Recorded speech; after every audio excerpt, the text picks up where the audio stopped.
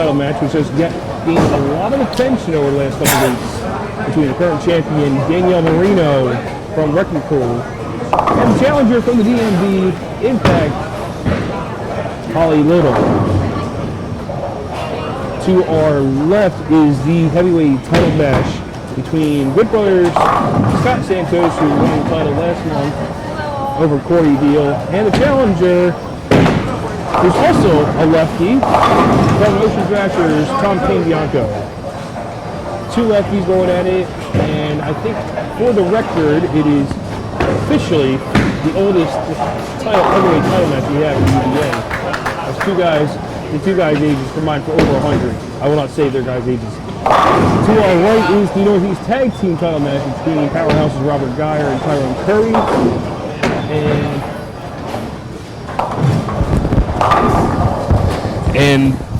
I'm sorry. Hold it for a second. Oh, hold it, okay. And your challengers, also from the DMV, a guy who's also made a lot of noise, Rob Bateman and Naomi Reese from Kryptonite. So some DMV presence here today in North Brunswick. They come in with 0 titles. They could walk out with 2 of the 4 here in the Northeast. Our other matches today, alongside the 3 title matches, we have a heavyweight elimination match between the former champ Corey Deal and from Exit Wounds, Idris Edmond.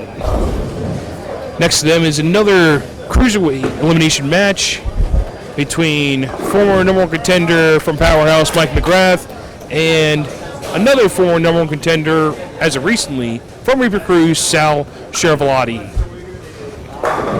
We also have a Vixens elimination match between the Goon Squad's Dawn Lamparello and the Takeover's Patricia Henline.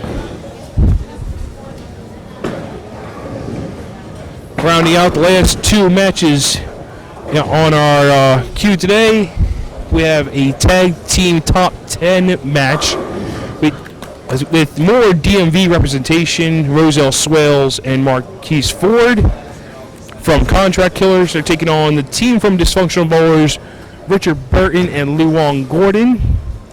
And we have another cruiserweight elimination match to round out the 8 matches today. The Takeovers, Philip Burnett and Suicide Squad's Shondai Faison, who is also a former number 1 contender for the cruiserweight title.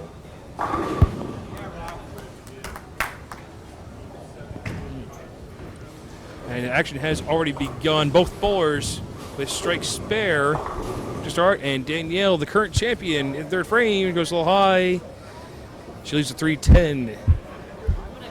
So far, 8 spare strike, and now the 310 for the champion. For Holly Little, she starts off with a strike and 8 spare as well. And for those that don't know Holly, she is on the left side, so Holly will have the lanes to herself as well as Danielle in this matchup, and watch out, she's going to miss. Flags a 3-pin, and it's our first open frame of the match, and it goes to the champ. Early hole for the champ and the challenger from Baltimore area. A little bit of breathing room.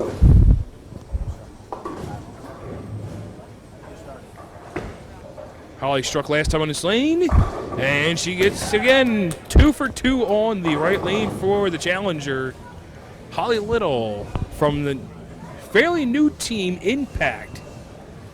I believe that was started up by one Kirby Crawford. Could be wrong.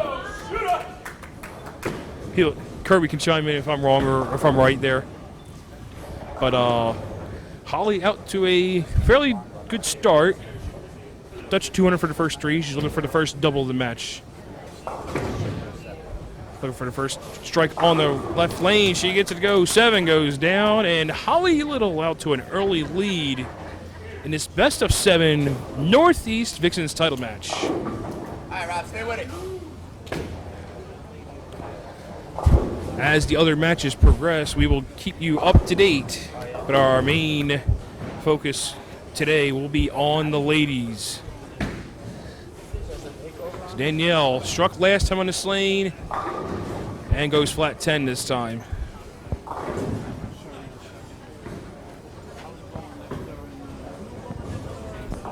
right, Rob.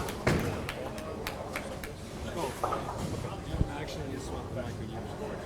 He's walking outside. Yeah, that just sounds too muffled, but you sound perfect. I've almost had 2 weeks, 2 weekends in a row. Both against over there, and then Federation. I bowled with it. So Danielle on the 10 pin. Shouldn't have any trouble. She picked the 10 pin out on 310 last time. This time she clobbers the 10 pin. And is currently in a 22 pin hole in the early going. All right, out of trouble. It's Danielle Merino. Brian Paul can correct me if I'm wrong here. I believe she is the only 3-time Vixens champion we have in the UBA, at least in the Northeast anyway. She won the title coming back from 3-1 at Battle Bowl against Deanna Cryan for the Misfits. Today she's looking to defend the title, and she can do that with shots like that. She gets her first strike on the left lane in the 5th frame. She makes the move left, and she carries light. She gets her second strike of game number 1. As I mentioned before, Danielle came back from 3-1 to win the title 4-3 at Battle Bowl. And Holly Little may have something to say. 3 in a row. She's got a turkey halfway through game number 1. Holly Little with the only blemish in the 2nd frame so far, 8 spare. Otherwise, she's 4 for 5 to start game 1.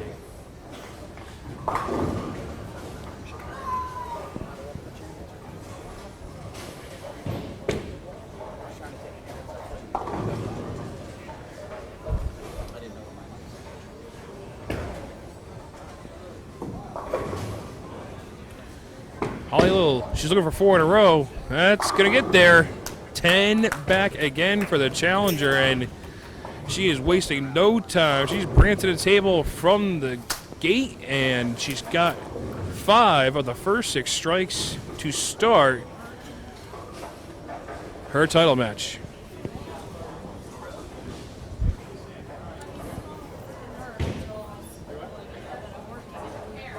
So Danielle Merino looking to respond here. Gets that one wide, and he does not get back, and she leaves the 2-way, and this is early trouble already for the champion. These bowlers got about 6 minutes of practice before the lights came on, and for the talent that Danielle has, I wouldn't say it's surprising, but it's a little uncommon for her to be lost already into game 1. She does cover the spare. And as Leonard Freeman chimes in, yes. Yes, Hillary Aycock down in the Southeast is also a 3-time champion. So Hillary Aycock and Danielle Merino are the only 3-time champions. Hillary down in the Southeast and Danielle up here in the Northeast. Thanks for chiming in. Freestyle. Freeman. Danielle, another shot that just leaks wide and does not get back. And I don't know if Danielle's a little surprised there or not, but I mean, right now this is not a good look. I mean, last couple of shots she's just sailed on her. It looks like he wants to get back, and it's like, yeah. But Danielle on the 2-pin, she does leave herself very makeable spares. However, right now, strikes are winning this game so far.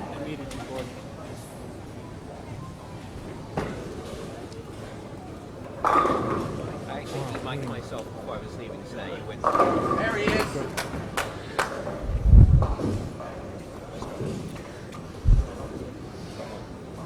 Holly Little looking to go 5 in a row here. A little high. Oh, watch out. She leaves the 6-8.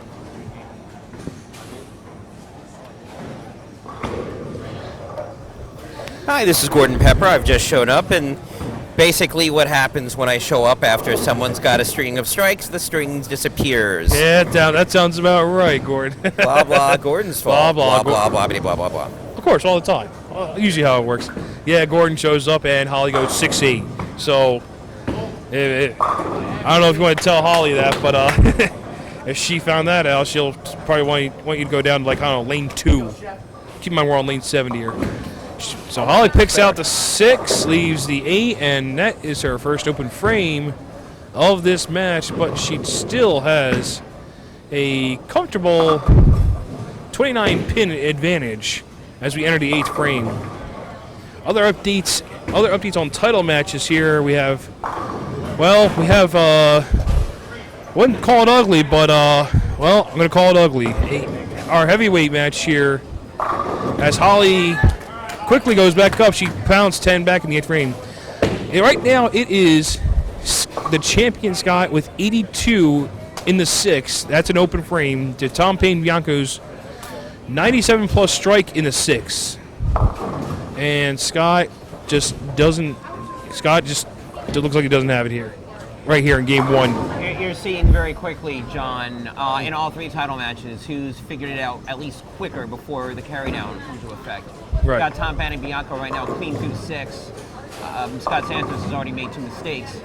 Actually 2 opens, make that 3 mistakes, 3 opens. Danielle has an open. Holly just got her first, but not before she's throwing a 4-bagger with a 32-pin lead over Danielle Merino.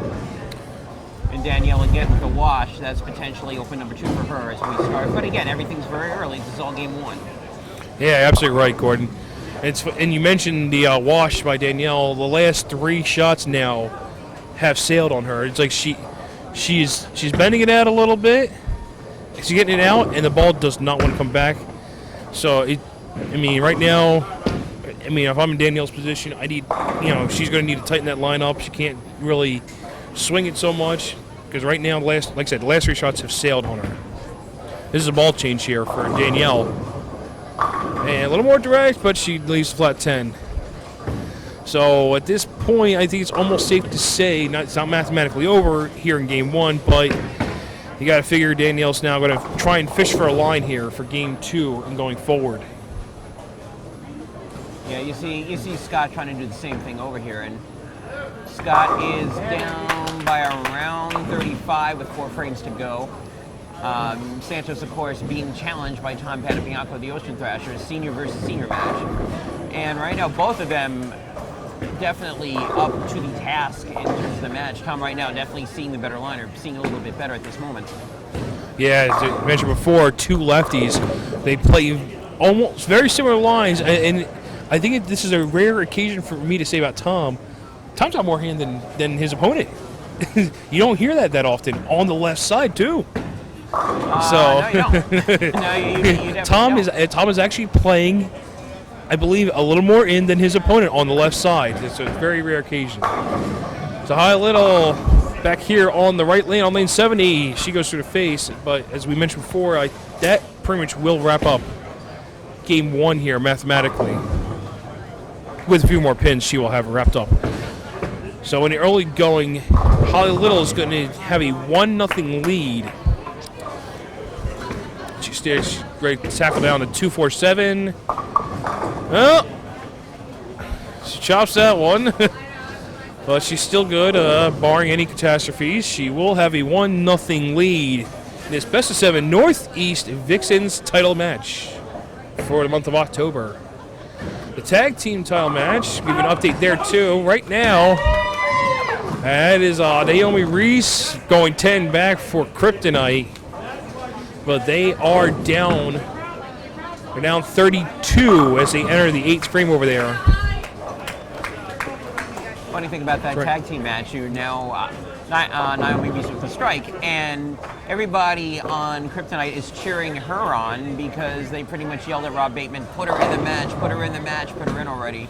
Finally, listen, she finally gets in, and she throws just as many strikes as Bateman has so far the whole entire game.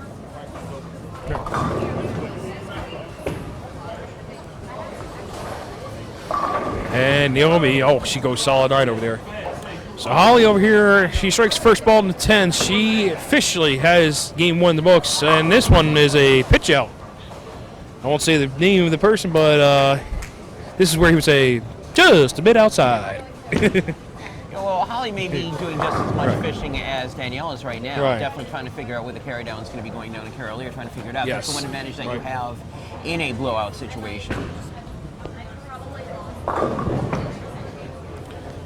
Right. Yeah, that shot was, I mean, from what we've seen so far, I mean, that seemed uncharacteristic of Holly, as she does cover the spare at 136. She's in the clubhouse with 202. It is more than enough here to take game number 1. And for Danielle, it's going to be more fishing. It's going to be more fishing to see if she can find anything here. So there's another ball change, I believe. That one picked up a little sooner. It still leaves the 10. And she's going to be doing some more fishing. Holly Little is bench for 202. She's going to be at least a winner by at least 30 sticks here this game.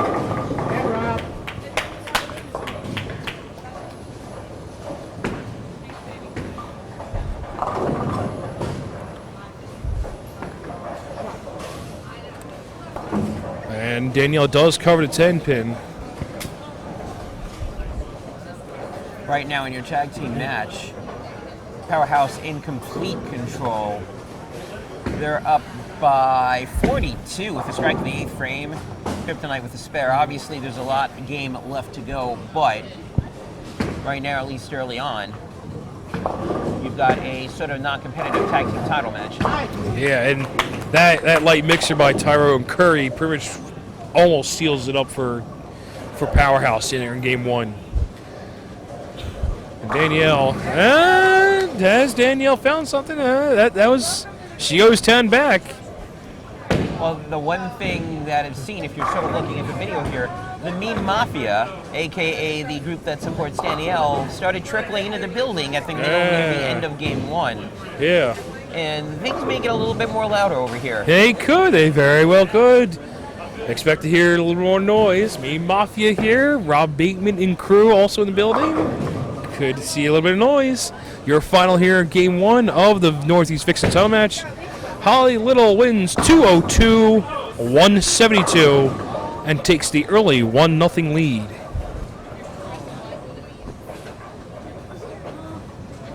All of a sudden, if you see all of Meme Mafia is now showing up, that would be Alex Crowell, Ali Suffin. You have Raquel Salabeck. You got DJ Cryan. Yes, absolutely. Yes, you did. You're in the camera shot. Holly So Little here to for start game number 2. And she picks up where she left off in game 1. She goes 10 back again. She's got a pretty good look, pretty good line in the pocket here. Holly's unfazed by the whole party that's gathering up behind 69 and 70. She's just like, I'm just going to throw some strikes. I'm going to throw some strikes. I'm going to go back to my spot. I'm going to sit on the stairs and then wait for my turn to come up again. Danielle. And she, the 10 wiggles. No.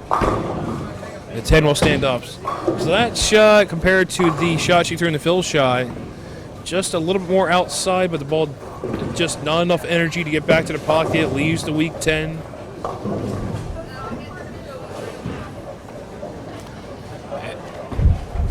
Danielle on the 10 pin will have it. So our Northeast heavyweight title match, also best of 7. Game 1's going to go to Tom Payne-Bianco, your challenger. He's in the clubhouse 204, and he's going to win by a good amount here by the champion. Scott with a washout here. 1-3-6-7. It's going to leave the 7. So your final there in the heavyweight title match, Tom wins game 1, 204-147. Right now, all 3 games, game 1s, all 3 of them lopsided. Yeah, I mean, the closest was actually the Vixens, where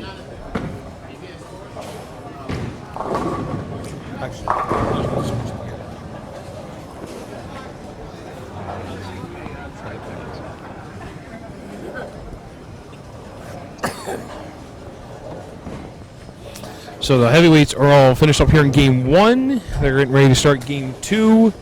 The tag team title match, that pretty much is, as you mentioned before, Gordon, it's another lopsided victory. Rob Bateman and Naomi Reese from Kryptonite in the clubhouse 190. They will not win game 1 Question for you. as powerhouses Robert Geyer and Tyrone Curry take game 1 235-190. And the defending champs are up 1-0.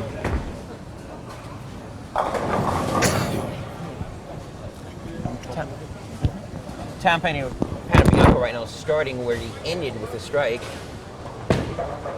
T-Rex right now is, while he's putting up those scores, I'm going to be updating what's going on. Starting here, Danielle Merino, second frame, looking for the strike, gets it. Got that fist bump. It looks like she definitely found something at the end of game 1. Now it's Holly Lillis' turn to return serve. Over here in the heavyweight side, Scott Santos is throwing his first shot in game 2. See if he makes an adjustment. So make the adjustment here. Got a 310 up there. But now let's see what the Vixens are doing. Holly here looking for a double. If she gets that, she will take the early lead in game 2. And she does. Buries the shot. Danielle is looking for something. She found it. Meanwhile, Holly found it in game 1. It hasn't gone away yet in game 2.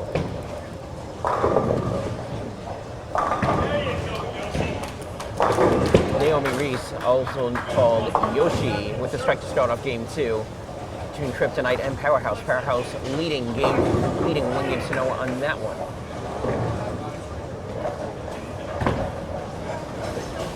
Oh, he's looking for 3 in this game. Does not find the head pin. Stays out of trouble though. Leaves the 139 up there. This will actually give Danielle the first chance at a lead in this match.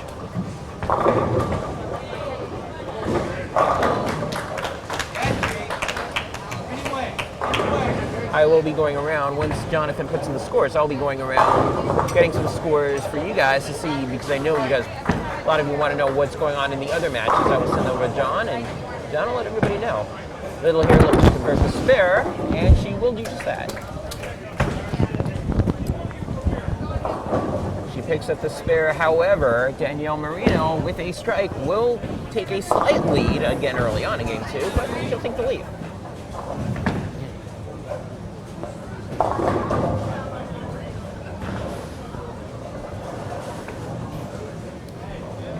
Yeah, right. Danielle actually with an opportunity to take her first lead in this match in any game. Last time on this right lane, she flat 10. Let's see what kind of adjustment she makes here.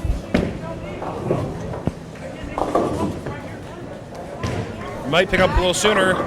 Oh, he gets it to hold off. 9 goes late. That ball looks a lot better now than what she did at the end of game 1. Yes. Actually, the end of game 1, she went flush. The beginning of game 2, she went flat 10. And that shot right there pretty much looked like the shot she threw in the fill shot of game 1. And right now, she's got herself a double and a small lead for the first time this match.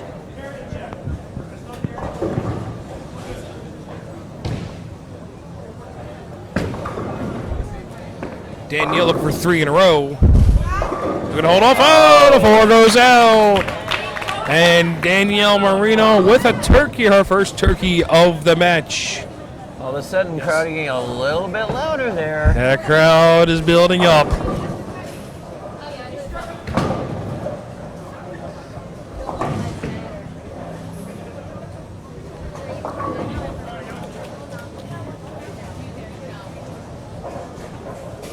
Holly Little looking to respond. That's in. That's in a little bit of a high. And she gets the 7-8 to go out. However, the 4-6-10 stands up. And this pretty much is a good chance of Holly being her first open frame of this game. As you said, here comes the carry down. Carry down affects both righties and lefties the same. Well, yeah, we will see that eventually. That just looked like that was just in. That was just a big miss in. Ball had no chance of holding. Holly going to get 2 here. She's going to pick the 6-10 out. And Holly in a hole now. in a pretty sizable hole here. It could be as much as a 37-pin hole. Yeah. And just as dominating as Holly was in game 1, Danielle may be returning the favor here in game 2. Very quickly. You're absolutely right, Gordon. Holly had that strong start in game 1. She went strike spare the next 4, while Danielle couldn't buy a strike. This time around, Holly did come out with the first 2. However, she's got spare open, while Danielle's got 9 spare 3 in a row. Holly looking to rebound off the open frame. Has more online, and she stops it. What she's going to do in the 6th frame is going to be very, very key. Obviously, it's going to depend on what Danielle does here also. For Holly to get any chance to get back into game 2, Danielle's going to make a mistake. Hello, Brian. I'm welcome to introduce Mr. Brian Bloom, and yes, I would love to have some updates here. I'll let you. There you go. You're gonna let me take on this? I'm gonna let you chat over here for a little bit. We're being joined by Oh boy, that's right. Powerhouse representative Brian Bloom, who's got a lot of representation here today. Corey Deal, Hey, people. Mike How we McGrath, and of course the tag team title match. Go ahead, Brian. All right, so first game, Corey Deal against Driss. Came down to the 10th frame. They've both been trying to find it. It looks like the corner pins are bothering them a little bit. Driss pulled out the first game. I think it was about 7 pins. I think it was 191 to 184. Then you had Sal versus McGrath. Sal had found it early, had about 4 or 5 in a row. McGrath was struggling, trying to find which ball to use. But you have Sal's ahead right now 1-0, but unfortunately through the first 5 frames has 4 splits. So it looks like McGrath might have found it. In this game right here, it looks like Danielle's found it too, if you're watching. Down towards even farther, what's that, Dawn and Patty, if I believe correctly. Dawn, I think, might have pulled out the first one. Dawn's just been on a spare kick, but Patty's been missing a couple. She's been kind of like, that striker, nothing else. So, but Patty's on a roll right now. I believe Dawn's up on that one. Moving down the lanes, I didn't know anybody's really names going down too much farther, but I believe the takeover all the way on the end is he's winning 1-0, and the guy in the pink jersey, I believe, is also 1-0. So down the lanes, it's a little bit of fun. Powerhouse is represented. That's what I'm happy about. And we're going from there, right, Mr. Dansville? That's Mr. right. Pepper? Absolutely. Sure thing. Yes. Powerhouse took Absolutely. game 1, and they've got the front 4 in game 2. Yeah, the boys are looking good. Oh, yes. A little Yeah. bit different from Tyrone from yesterday. Huh, guys? Yeah, I didn't want to mention that, but yeah, let's say a little different. Tyrone. A little pep talk. A little pep talk. Tyrone looking a lot better today. Holly here looking for 3 in a row. She's recovered greatly off the open frame. In the 4th frame, she's got the next 3. However, Danielle keeping her string going. She's got 5 in a row after the first frame, 9 spare. And Of course, the second that I say Powerhouse has got the front 4. yes, Gordon's the baby of Powerhouse's that string comes to a quick end. Everybody's existence once Just in a while, about. I think. Mikey's up 3-1. Gordon shows up to the mic. Goodbye, Mikey. Bye-bye. Bye-bye. That was Mikey. Danielle keeps it going, 6 in a row now for the champion. She maintains a 37-pin lead. Clean right now. Quick update on the heavyweight match. The lefties have turned around quite a bit here. Tom just threw a turkey there in the 6th frame. Best he can do is 269. The best Scott Santos can do 255. So I think it's safe to say they will beat their game 1 scores here in game 2. Danielle, look at it, keep it going. 7 in a row. She's got it. 7 in a row for the champion.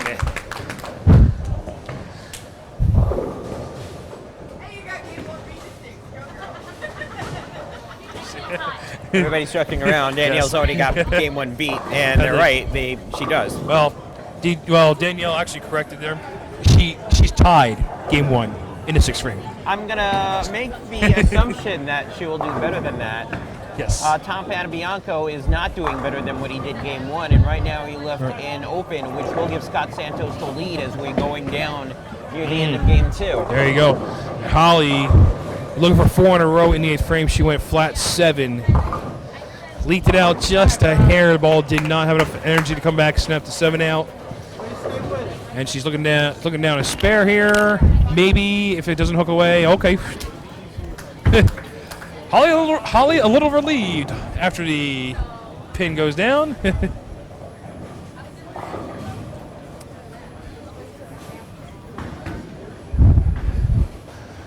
But right now, Holly, 2 frames to go as we enter the foundation frame. 9th frame, she's down 48.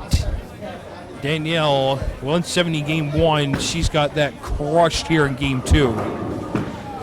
So Holly, first looking for anything to get herself ready for game 3 here. She leaves another flat 7. So you can pretty much chalk this up to be a game 2 victory for the champion, Danielle Merino.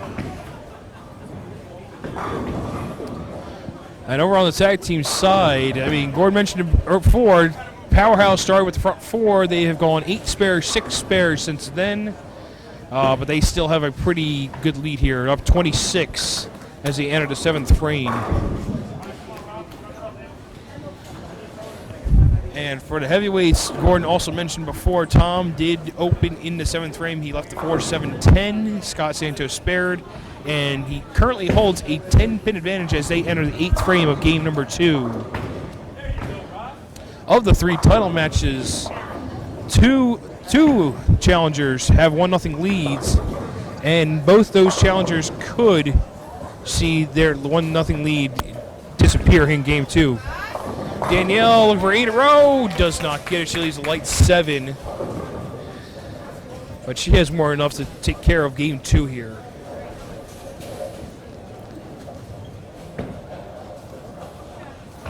So Tom, the challenger, was up 1-0, and this is actually going to be a pretty close game here. It's going to be a close finish here on the heavyweight side. Holly Little up 1-0. That lead's going to go. Actually, I think mathematically now the lead is now gone. So now it is 1-1 as Danielle has already shut her out at this point in the 9th frame. She does cover the 7-pin. And now for Danielle at this point, it's just a matter of just keeping the line intact, keeping the carry intact, keep it going for another game or 2.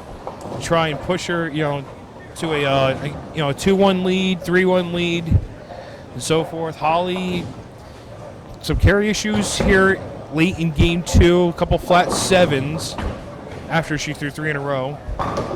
So for both bowlers, needless to say, just matter of them carrying at this point. Powerhouse right now just made their 2nd game a little bit more interesting. He does convert the washout. However, he's on a spare with 3 frames left. Kryptonite, 22-pin deficit, but they're on a strike going in, which means if they go out the door, Powerhouse has got to double somewhere along the line. Yeah, you're right. That game is getting closer. Powerhouse had the strong start, but they have thrown another 6 spare up there. They keep marking, but their counts are not good, and now we have another spare opportunity where Rob leaves the 10-pin, and there's the beautiful thing about tag team. You got a righty-lefty combo. You leave the 10-pin as a righty. You can tag your lefty in to shoot the 10-pin. No problems there. That is the great thing about tag team. I wouldn't know about that.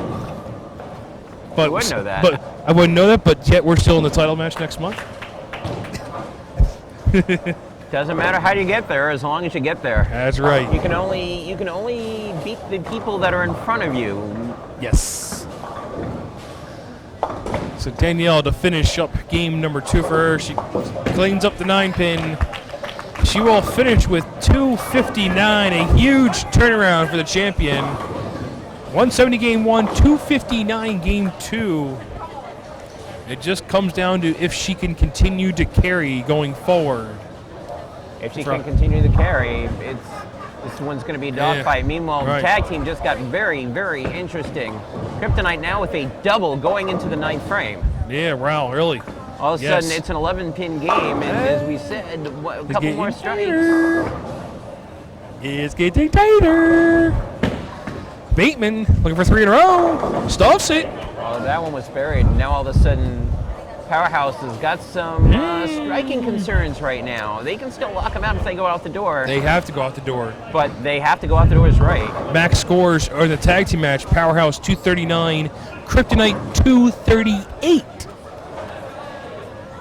This is game 2, and Tyrone Curry's back in. And I don't know if that's 2 tags or 4 tags for them, but if that's 4, That'd be 4.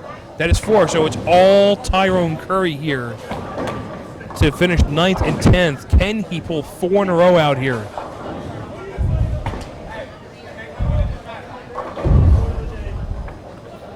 Tyrone here in the 9th. 10 back. They enter the 10th frame.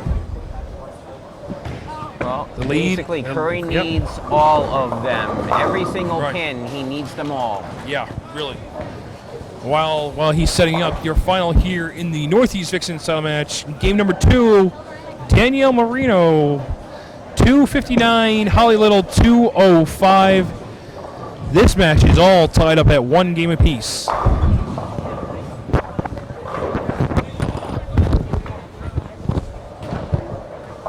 Okay, well, now let's go into the 10th here in the heavyweight matchup. Scott Santos is up by 5. Both men on spares going into the 10th. And Tyrone Curry just left the 3-pin, and all of a sudden, Kryptonite can come and steal one here, tie that one up at 1 game apiece.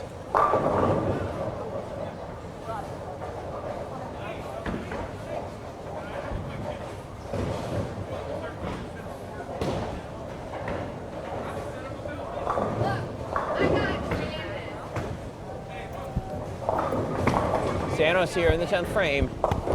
Oh, he leaves a 1, 2, 4, 7, and all of a sudden, if he does not convert this, Panabianco can come in and steal. That would be the 1, 3, 6, 7. I'm sorry, 1, 3, 6, 7. I'm sorry, I take that back. I'm looking good. So Danielle here to start game 3. Oh, trip 4. We're all tied at 1 piece now here in this Northeast Vixens title match. And a little bit of noise being made over there on the heavyweight elimination match. Idris looks like he, well, yep, he stole that game over there. And Sky cleaning up the spare, so he's going to give Tom something to think about here in the 10th frame. No, well, that is a big conversion by Scott Santos, and what's going to be even bigger is that Phil. Strike here puts him at a 204. Right. Panabianco at a 163 with the spare going into the 10th. A complete strike means Panabianco needs to double in order to take game 2.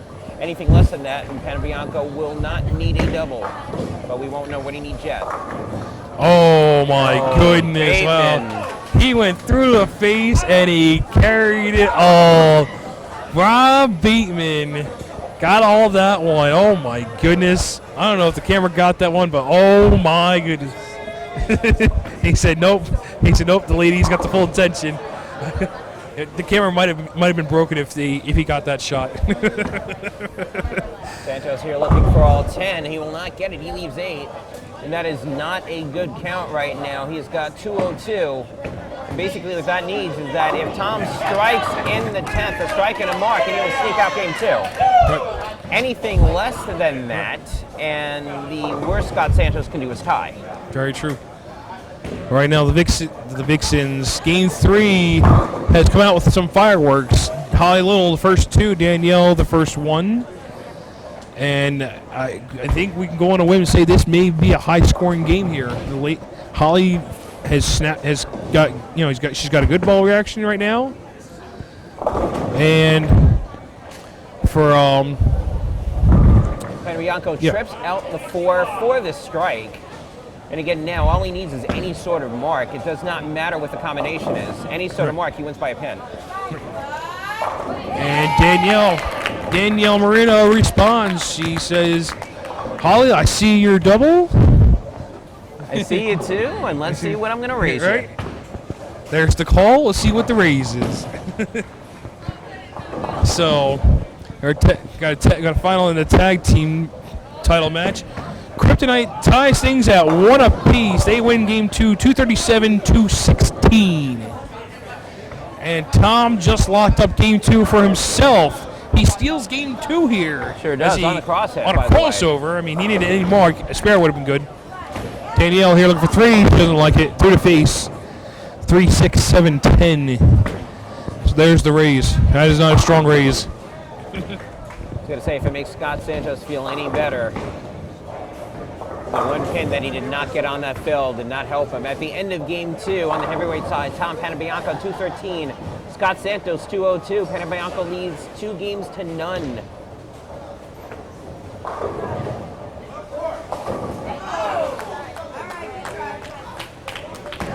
Danielle Merino, that's probably not the raise that she wanted. That's more of a bluff.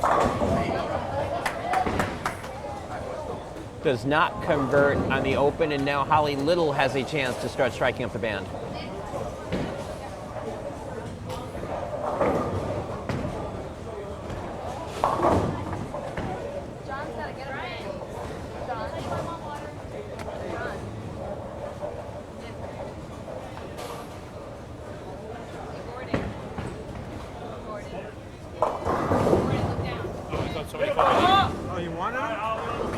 I don't know who it was. I wasn't paying attention.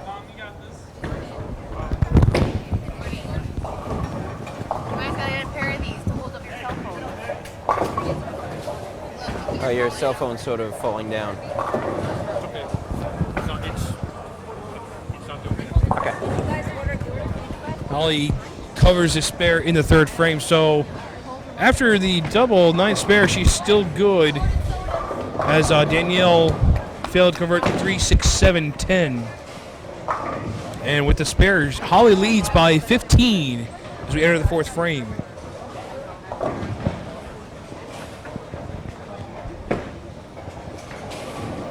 Holly looking to get back on the strike train. She sure does.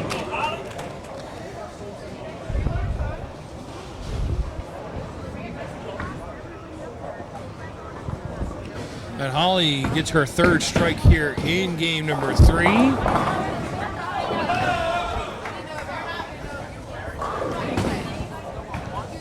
And she maintains 15-pin lead. Holly Little got here to the title match today, knocking off one Kayla Jones last month, a former Vixens champion. Former Vixens champion that held the belt for a while. Yeah, I was a formidable champion, needless to say. And yeah, she did held that belt for a long time last season. So to say Holly Little's road to the title match here today was easy would be, well, if they said it was easy, they need their brain checked. Kayla was almost as tough as they get. I mean, there's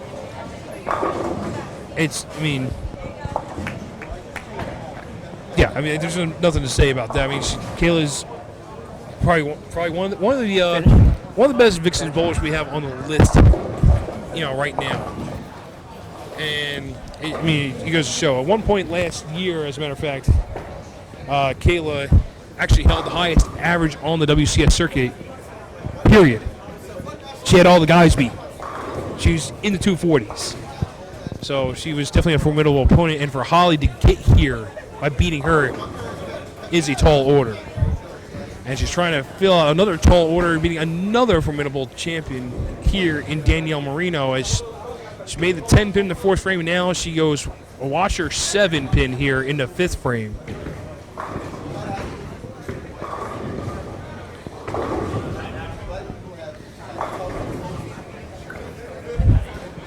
The champion in an early hole here, it's first half of game 3.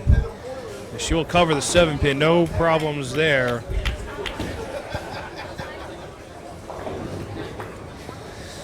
The champion down 16, and that lead for Holly could increase with 2 more strikes here, 5 and 6 frame.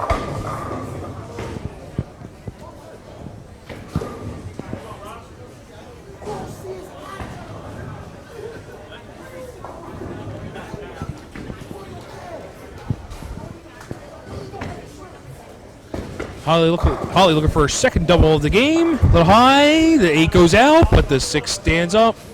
Very close to staring down a split, but she avoids trouble.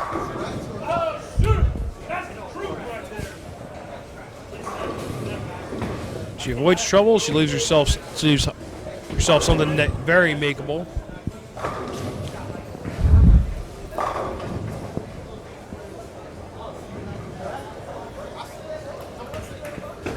So Holly on the 6 pin, she'll cover. No doubts there. Makes the 6 pin, maintains a 16 pin advantage halfway through game number 3. The ladies are all tied up 1 game apiece in this best of 7 October Northeast Vixens title match.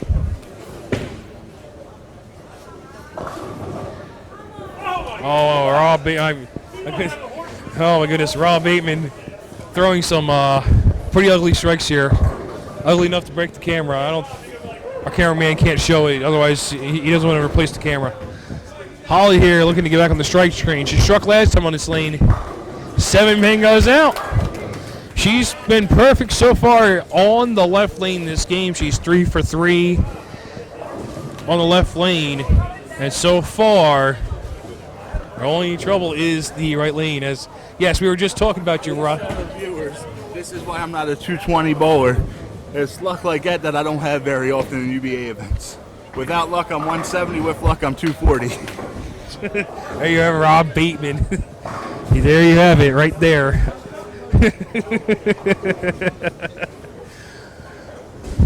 Rob with the turkey after he just like absolutely collapsed. I don't even know what he collapsed. Danielle making some noise here. She strikes here in the 6th frame to keep up with Holly here. That tag team match, by the way, 1 game apiece. Kryptonite came back to win that game. So they are 1-1 in their best of 7 for the Northeast Tag Team titles.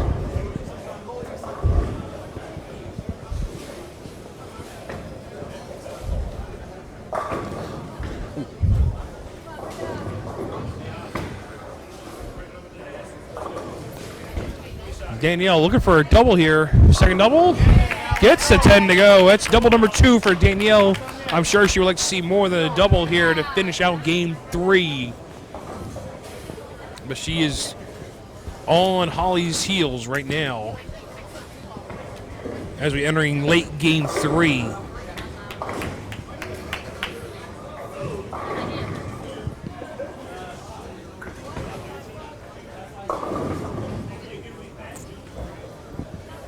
The heavyweight title match, Tom Payne Bianco leads 2-0. They're in game 3. Scott Santos, however, showing some fight. He started out with the first 4 and he left the ring 7, makes it. So as Holly, she responds to the Danielle Merino double with a double of her own. Scott Santos with front 4, 9 spare. Tom Payne Bianco 8 open the next 3, and he's now up in his 5th frame. Looking to close the lead.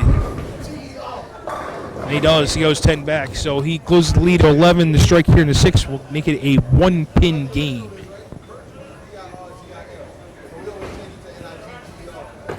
Holly here looking for 3 in a row. Late in game 3. Little light. Oh my goodness. Might be some of that DMV Rob Bateman magic. She trips the 3-pin for a key turkey here late in game number 3. And she keeps a 26-pin lead.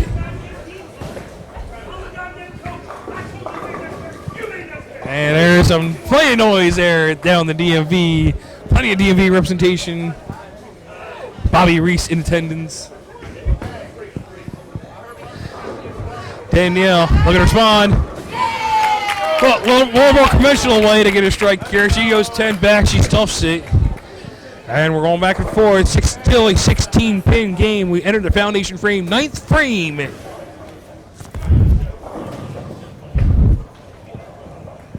In this key game 3 here for the Vixens title. The winner here in game 3 will have a 2-1 advantage.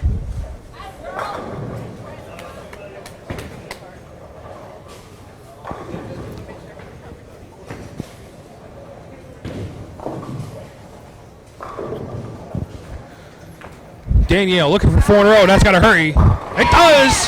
10 back again. She pured 2 great shots back to back. 10 back for the champion. And she's giving Holly a little something to think about. She's sitting on 4 in a row as Danielle goes into the 10th frame. However, Holly, to finish the game first, she can actually throw a strike here in 9th and get the first hit in the 10th to close out Danielle Merino here in game 3.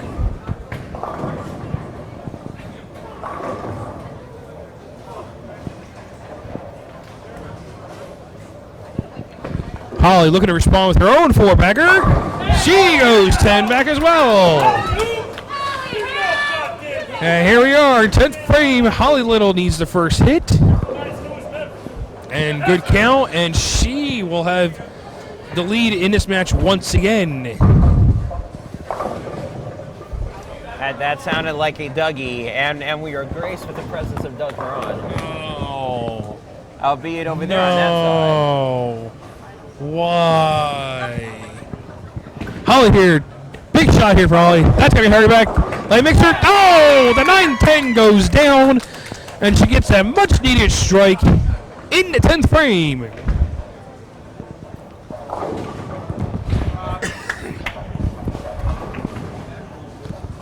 Meanwhile, it looks like on Game 3 on the tag team side, while we're looking at this, it looks like that Kryptonite took the steal from Game 2 and has used it to inspire them and take the momentum over to Game 3. Right, Holly here to close pretty much, and she got it. That mathematically shuts out Danielle Merino here in Game 3. And the challenger from the DMV from Impact will have a 2-1 advantage heading into Game 4. And update on the heavyweight side. I mentioned before, Sky had that strong start. He went first 4. He's gone 9 spare strike, 8 spare since. However, Tom has not let his foot off the gas pedal. It is all the way down right now as Tom has gone 8 open, the next 7 to have a lead there late in Game 3. Yeah, Holly Little leaves the 7-pin on her fill shot to finish her Game 3 out with 258. And as I mentioned before, I did anticipate high-scoring Game 3, and this is what we got. Holly going to have 258. Danielle can finish with 243 here with 3 in the 10th. And that one's going to sail. That one sails. I think DJ said it down there. It's, probably looking to see what's out there right now. The game's out of hand at this point, so looking to see what the ball does now. If she puts it on a certain part of the lane, this time she went a little wide to see what the ball would do, and well, just like Game 1, she got it wide, it sailed. So she left the 1-2-10, she gets 1-2, she opens, it didn't matter. She ends her Game 3 with 208. However, that's not enough as the challenger from the DMV wins Game 3. Holly Little 258, Danielle Merino 208. Holly Little up 2 games to 1.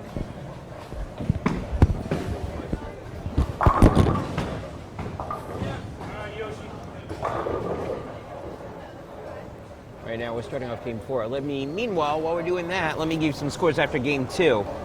Phil Burnett is up 2-zip. Dysfunctional Bowlers, Contract Killer sets tied 1 game apiece. Patricia Heinlein is up 2 games to nothing. Sal C and Mark McGrath, that is tied 1 game apiece. And Idris Edmond is up on Corey Deal 2-zip. And we start with Holly Little leaving a 7-pin in the first frame of Game 4.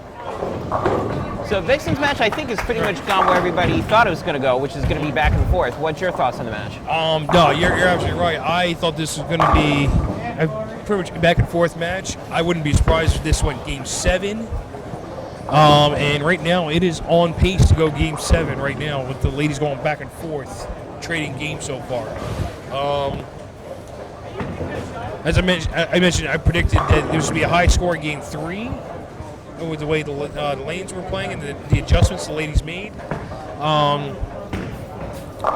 If Danielle makes another good adjustment here, she could very well take Game 4. And like I said, if the pace keeps up, we could see a Game 7 here. And although be it an electrifying Game 7, there'll be a lot of energy in the building for that if it gets there. So Danielle to start her Game 4. She got it wide, but she leaves the 2-pin. On the heavyweight side, Tom Payne-Bianco still hasn't missed since frame 1. He has put together 10 in a row after the 8 miss in frame 1. And the challenger is going to be up 3-0 on the champion. And for Danielle, she's going to pretty much clobber the 2-pin. No doubts there. Both ladies start out with 9 spare to start game 4. And Tom has finally missed. It's the fill shot. And Tom finishes game 3 with 276. On the tag team side, it looks like Powerhouse is returning the favor. Powerhouse was down 36 pins going into the 8th frame. A triple from them later, and now 2 out of the 3 pass frames for Kryptonite being opens, unless Naomi can somehow convert the 4-6-7. And you're right, Geyer has a chance to take this out and give Powerhouse a 2-1 lead over Kryptonite.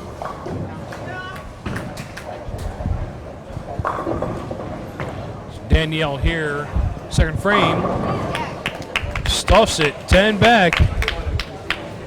Might have been like a hair high pocket, but she got to strike in the second frame.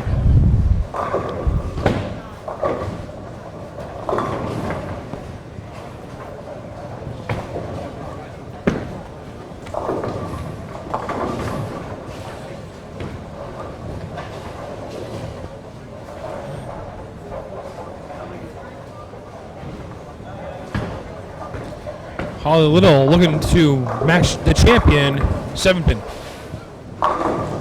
Pretty good shot by the challenger, except 4 had other ideas. Decided to go around the corner, but did not pick up the passenger to the pit. And the heavyweight game 3 has now gone final. Your score over there, Tom Payne Bianco is now up 3-0 with a game 3 victory, 276-235. And the champion is now down 3-0 and in danger.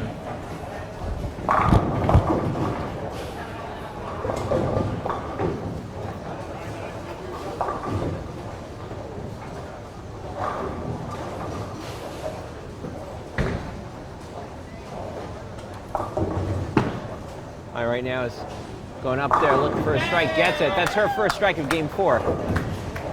Is this going to be another transition game, you think? Or is this going to be more high-powered?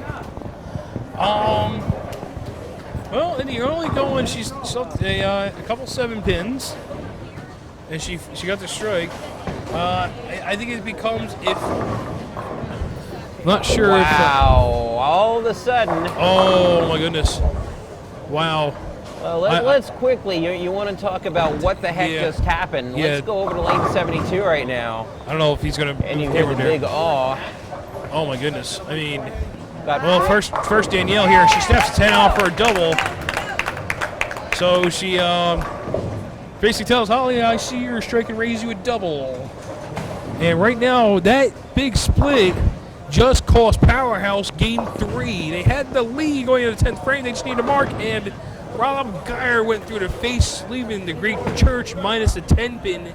And Kryptonite comes out alive in game 3, 189-183. The challengers from the DMV are now up 2-1. Talking about momentum, that is a momentum killer right there.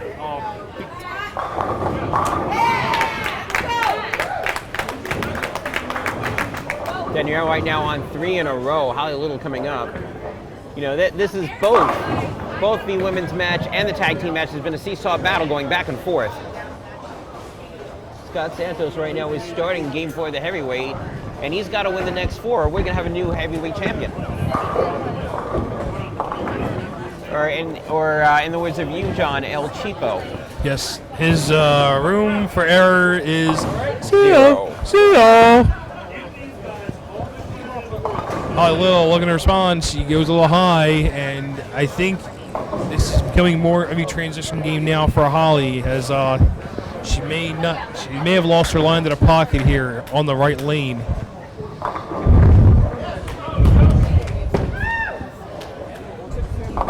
So Holly leaving the 4-7. She's only with 1 strike here in the first 4 frames here to start game 4. Danielle almost out to a similar start that she had in game 2, where Danielle went 9 spare and a bunch in a row. Next 7, I believe. Sounds about right. Yeah, she went spare 7 in a row to basically take Well, that game was two. game two. And right now, Danielle looking to do that again right here. She's got spare the next 3.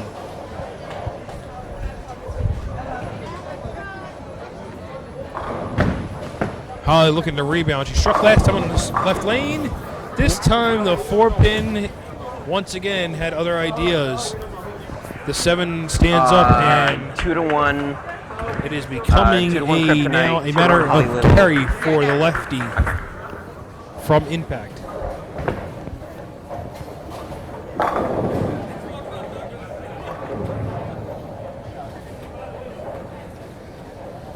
Holly on the 7-pin. Recovered. Ball peels in. Take care of the 7-pin. She stays clean, but clean right now. Clean right now may not be enough if Danielle keeps going.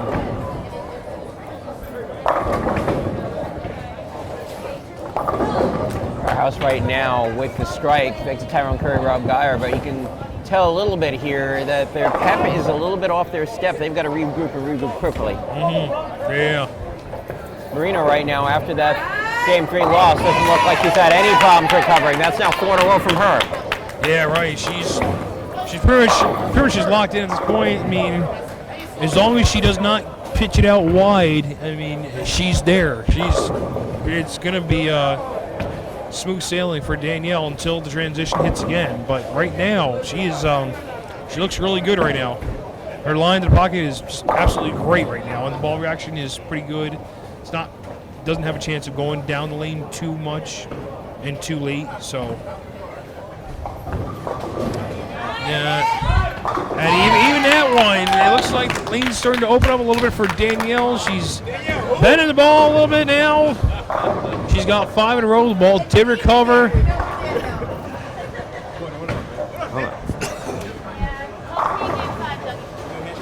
I already gave you a handshake. You know Babylon Times again? We're in the middle of doing a Babylon podcast Times. here. Yes or no? Babylon. Or house up. Holly Little still looking Anyway. for her first strike. Oh, fast 8. She leaves the 6-10. And Holly Little, through 6 frames, will only have 1 strike.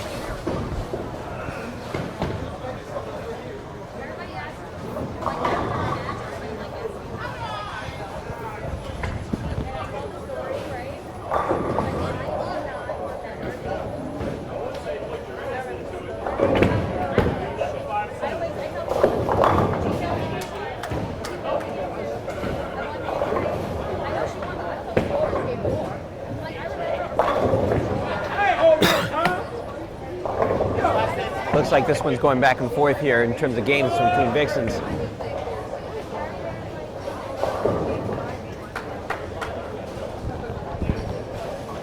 Right now, Holly Little already down a bunch in Game 4. The one good thing about this is that she was up 2-1, so she could afford to have a loss here. I mean, albeit it will tie it up 2-2, and she probably would prefer to be up 3-1 at this point. But again, at least it puts her in an even playing field. Sure, you're right, absolutely. Another ringing 7. So now the transition has hit the left side. Just a pinch of carry down, and just makes that ball go down low. Back off a little on the back end. Ball's not entering the pocket as strong as she had in the beginning. And hence for the ringing 7s she's left, this game. So this isn't going to be a transition game for Holly, and for Danielle, it's just a matter of her just to keep going, basically, to finish this game out, to get back at 2-2.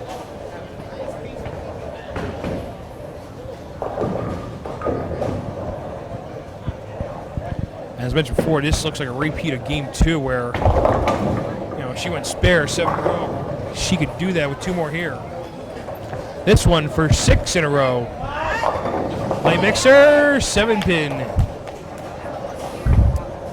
And it's interesting, even in Game 3, once her crew showed up, she started bowling. Starting in Game 2, even in Game 3, the game that she didn't lose, she still bowled very well. In Game 4, here we go, 7 frames, 5 strikes. Right now, she's got, assuming she makes the spare, she's going to have a 44-pin lead over Holly with only 3 frames left. Pretty comfortable lead. Pretty comfortable lead.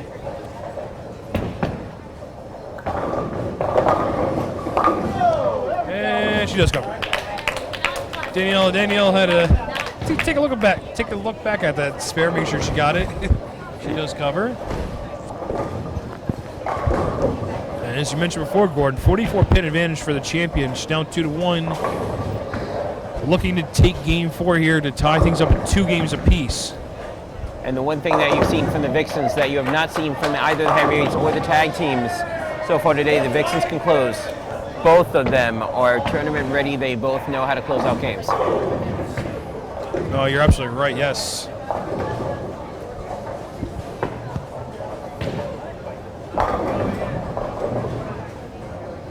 An update on the heavyweight matches. Well, actually, first, Danielle, and then we'll give you the update on the heavyweight match.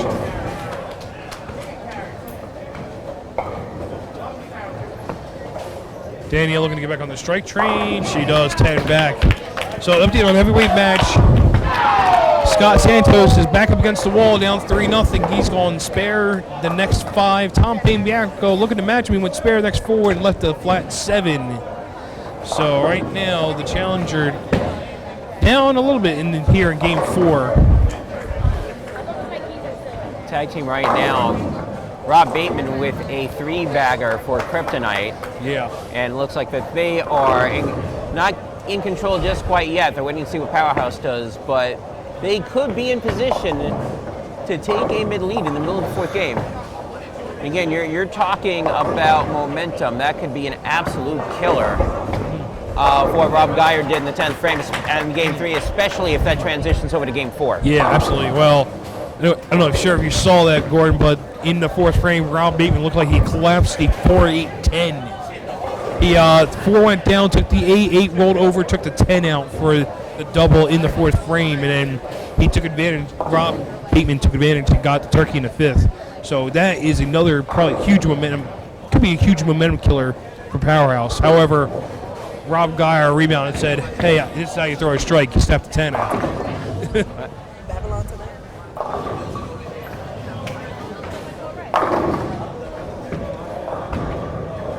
So for the ladies, Holly can't buy a strike here in game 4. I mean, this one is pretty much going to be over here.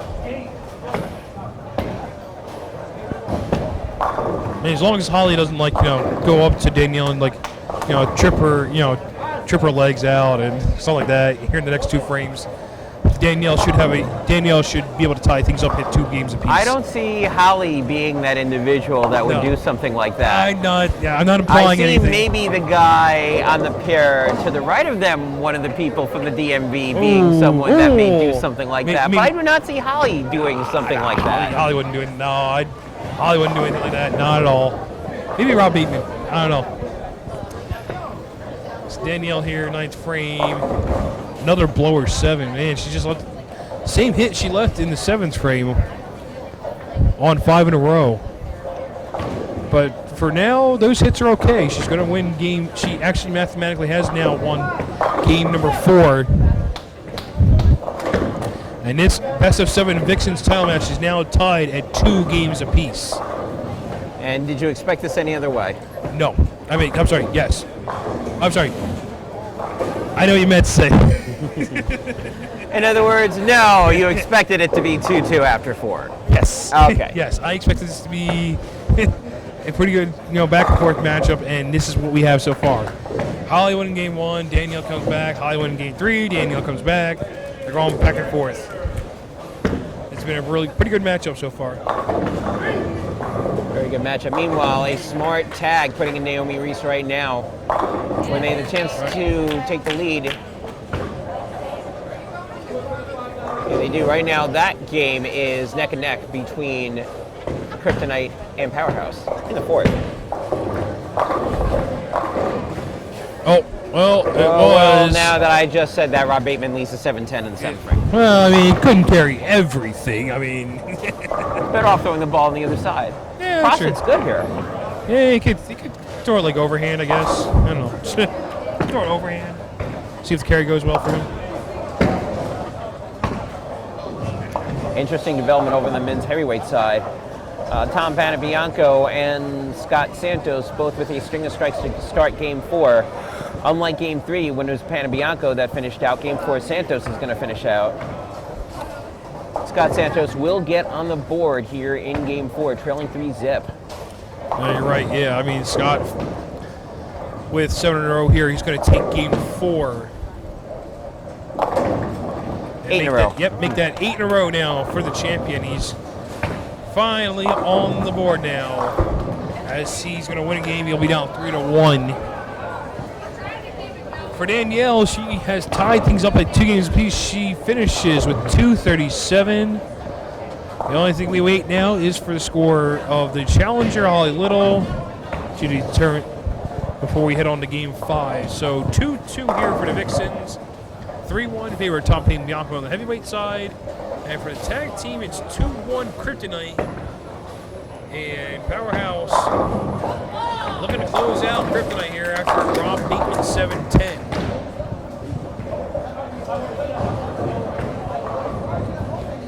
Holly Little finally getting a strike on the right lane this game. That's our first strike on the right lane this game.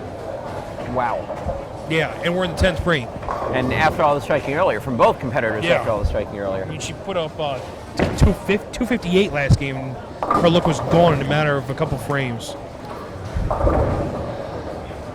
Power down transition. Danielle figured it out first, and she, as of right now, figured it out better. Holly Little needs to figure it out quickly because what she's doing right now will not get her the Vixens title. No, not at all. Not against Danielle Merino and her companion Aurora. No, you're right, yes. Absolutely. They're down to a best of 3. There's only 2 games left for, well, she has 1 game of room left. As we are now at the end of game number 4. Danielle Merino takes game 4, 235, Holly Little 181.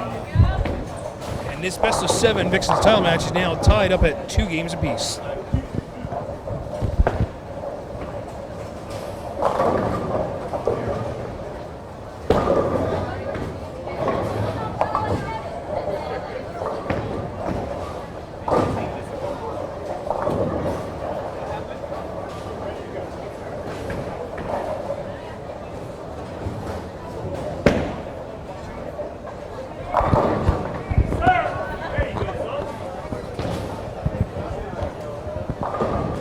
So Kryptonite down 4 now with that Kryptonite. Rob Bateman with a double in the 9th frame for Kryptonite on the tag team side.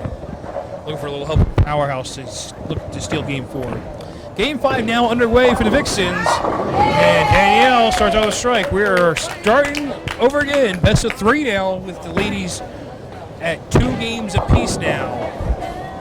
Powerhouse right now in control on the tag team side. That being said, we know what happened at the end of Game 3. Yeah. So they still have to finish out. Keep in mind, Kryptonite is on a double going into the 10th frame. Geyer just left a 6-pin, or 10-pin actually, I'm sorry. That is the 6-pin. That is a 6, He all right. almost crossed over for a Brooklyn strike.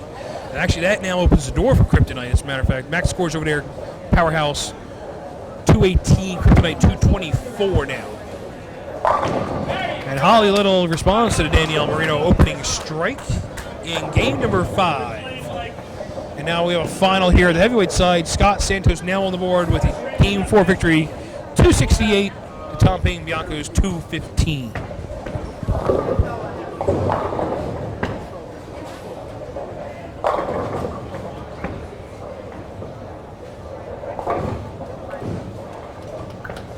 Powerhouse right now, Tyron Curry once again finishing out, going into the 10th frame.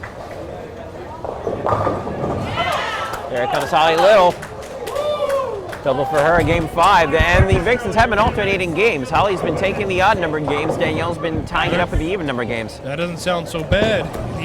More odd number games than even number games in this. Well, the problem is that Danielle's got to win an odd number game somewhere along the line. That's true. If she wants the title back, yep, she's gonna have to win an odd number game. So basically, High Little sees Danielle strike and raises her a double.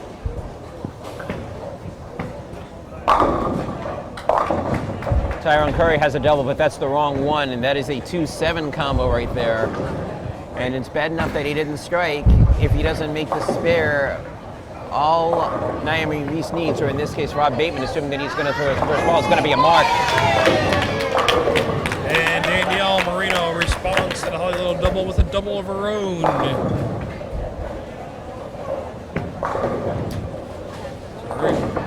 Tyron Curry does convert to 2-7. Frame count here is going to be huge, Yes, because eight again, or that's gonna determine the difference between needing a mark or needing a strike on that first ball. 8 or better for Tyrone, and that'll force Rob Bateman to get the first hit in the 10th. And then we'll have to tag in Naomi Reese to finish the game. Oh, that's what they did last time over here to tie the match up 1 game apiece earlier. Okay. Tyrone, oh, that's pretty good. That's all 10. So Powerhouse in the clubhouse with 206. Rob Bateman will need the first hit in the 10th over there. Danielle with the double doesn't like it. To the face, the 10 wiggles, and we'll stay up. So Danielle, She knew it immediately once she let go of that ball. That was a bad shot. Right. She knew it. Knew it off her hand.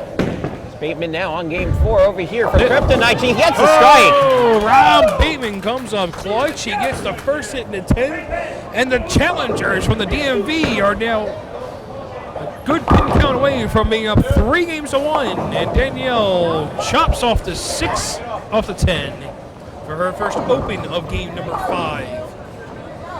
Rob Bateman and Naomi Reese taking full advantage of the Powerhouse mistakes here today at Carolier. Oh, Naomi Reese with the finisher at the end of game 4. It's more like a haymaker right there. Haymaker right to the 10 pin. Pow! Holly Little.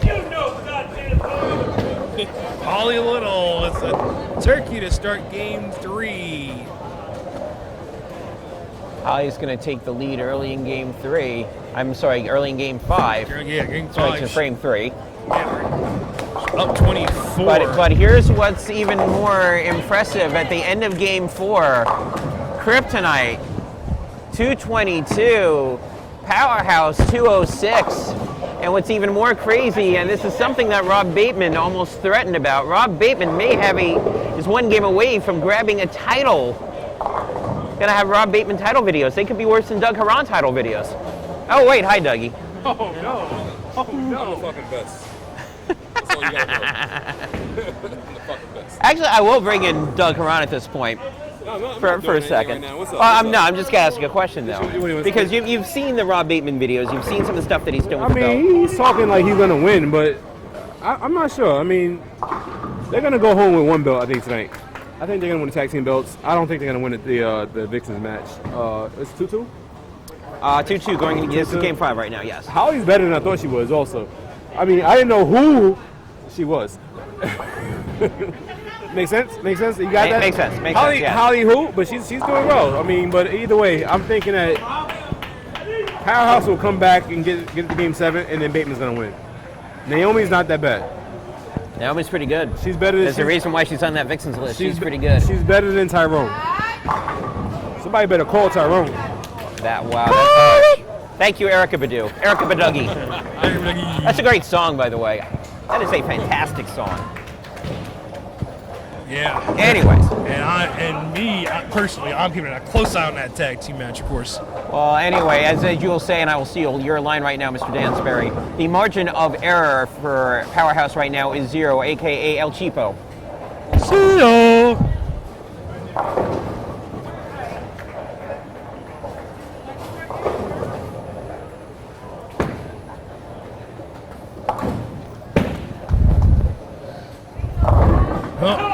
Ralph picking up where he left off in game 4. He's got the first 2 to start game 5. For the ladies right here. Holly Little with the first 3-6 spare. Danielle with double chopped spare. 9 chopped spare, 9 spare, and now staring down the 4-10. A possible second open frame for the champion. And right now the pace is continuing to repeat itself here with Holly Little winning the odd number games. This is game 5, and she is in front here in game 5 as Danielle fails to get the 410, so it's open frame number 2 for the champion. She has 83 in the 5th to close out the first half of Game 5.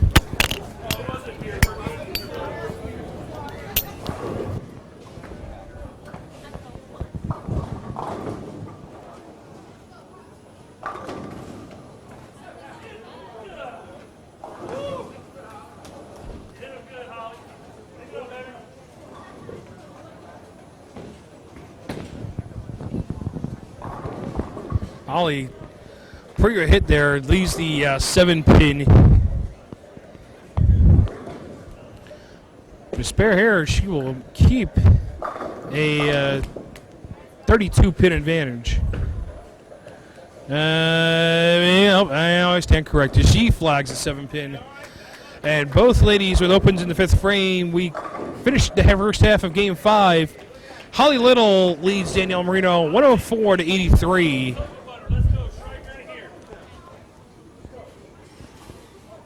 So it's still 21-pin advantage for the challenger. However, she needs to put her foot on the gas pedal if she wants to take Game 5 here.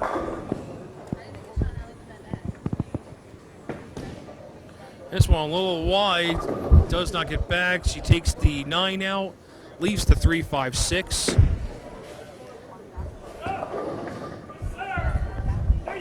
And Rob Bateman over on 71-72. He's got the first 3 for Kryptonite.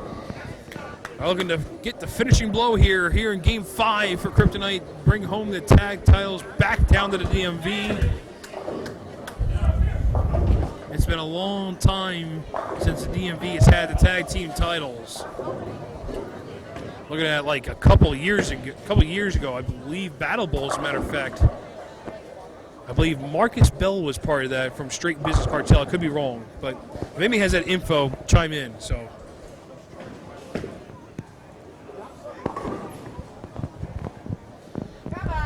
Danielle gets the 10 out. So Danielle Merino with a strike in the 6th frame, still down 21, but she cut the lead down to 11 with another strike here.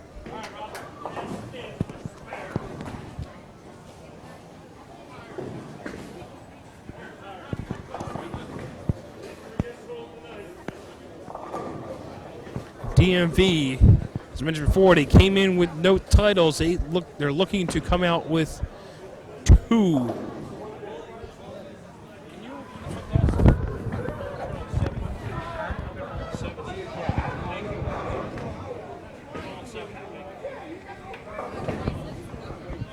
So while we have a break, ball stuck on lane 70 for Danielle. On the heavyweight match side, Tom Payne-Bianco just got his first strike in the 6th frame of Game 5. Tom with 81 in the 5th plus strike in the 6th. Scott Santos with 9 spare strike, 9 spare double. Has an early advantage as he is trying to climb back from being down 3-0. He's down 3-1. And is looking for another game here in Game 5 to go to 3-2.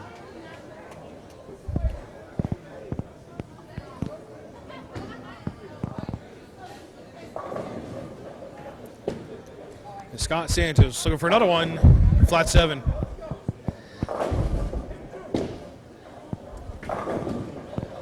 And I believe Gordon is back and he has updates. Well, Santos is...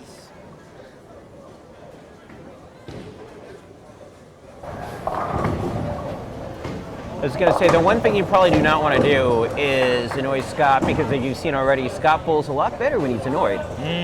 Especially when he's got people rooting against you. Scott Santos is really, really good at that point, except he just opened. Watch out. Yeah, that's not good. Open frame by Scott Santos. Well, he will still have a lead regardless of what happens as we go into the 7th. That was the one good thing, is that he had a little bit of a buffer. Right. You know now, back to... I was going to say, you know what I haven't seen yet from Scott? The good old karate kick. I think, well, he's down 3-1 right now. I think he needs to save the karate kicks for later. Anyway, here's some results for you. Philip Burnett and Sean Dyke face on. Philip won the first 2.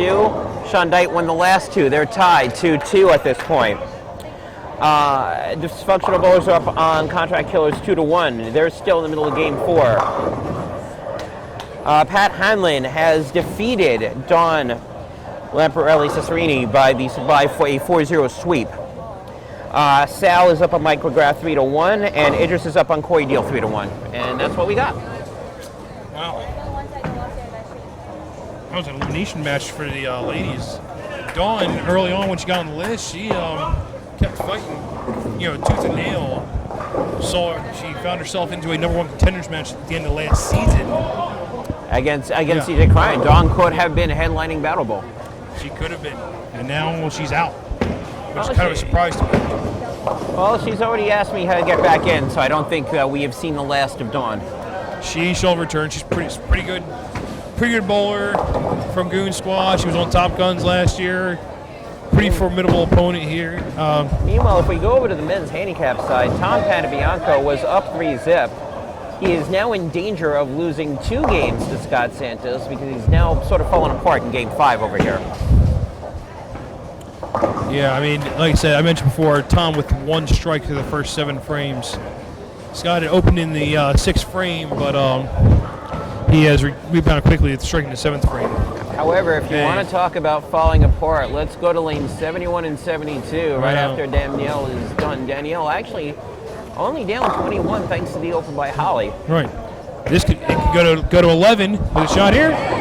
Sure does. We're back in action on the Vixen side. Gets the 10 to go down. That lead is now down to 11 with the double in the 7th frame by Danielle Merino.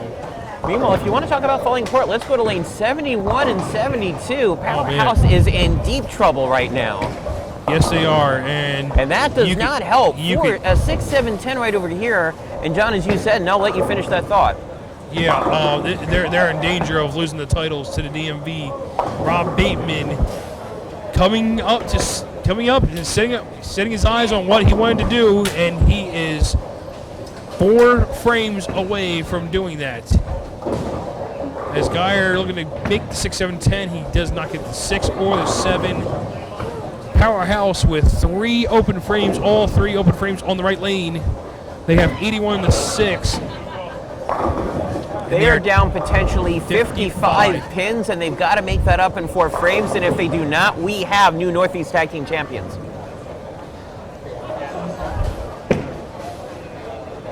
So Holly Little here, speaking of trouble, Holly Little just whiffed on the 6-7-10, and her lead is now gone. She was up 21 just a frame ago with the Danielle Merino double cutting into 11. The open now, she is she's down a bit here. Well, the funny thing is, Holly was telling me right before I came back up here that there are Impact people that have now shown up to watch her.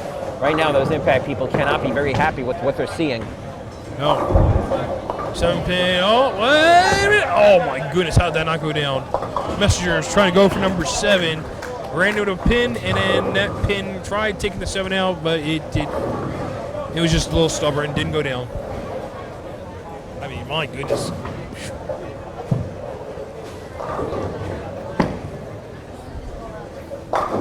You wanted to see the kick. Oh, the 7 pin stays up. There was the kick. It was the kick. Oh, the kick and the 7 wiggled. Well, that kick would have been game over. I mean, right now it almost pretty much is game over. Scott Santos with a 30-pin lead going into the 10th frame. Boring open from Scott, and Tom going out the door. We will see a game 6 in this match. Yes. And I'm hoping with the height that Scott got, he didn't hurt himself. Danielle here for the ring in a row. Ring 10. The spare here, Danielle will keep a small lead.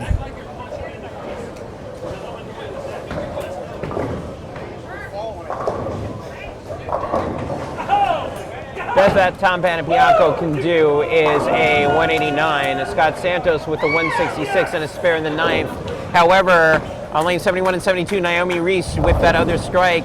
They have just sealed the deal right there for Kryptonite. Pretty much, yeah. That one's almost over already. Kryptonite's going to be your new Northeast Tag Team Champions. As long as they do not screw up procedure, that's exactly what's going to happen. Yeah.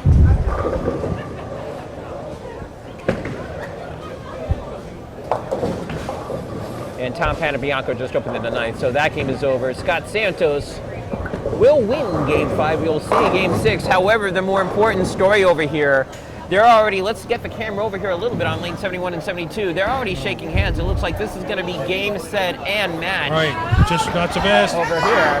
Danielle Merino in the foundation frame is a strike. What that means is she can't be shut out here in Game 5.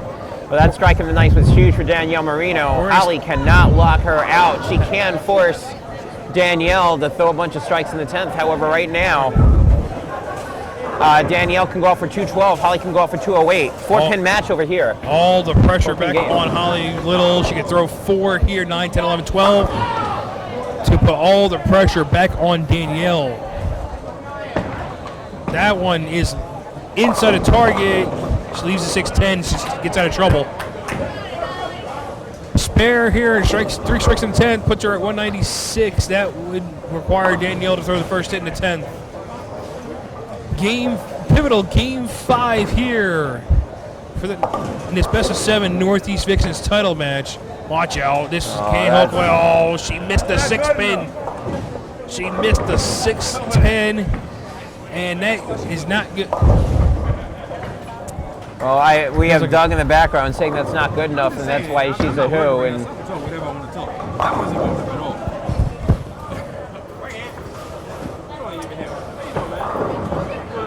right now, however, what Doug said is absolutely right. The last thing that you can afford to do right now is open in that 9th frame. At least with a mark there, you can force Danielle to grind. In this case, you're literally giving the game, and now you're really giving her the game. Wow. That was almost a pitch out.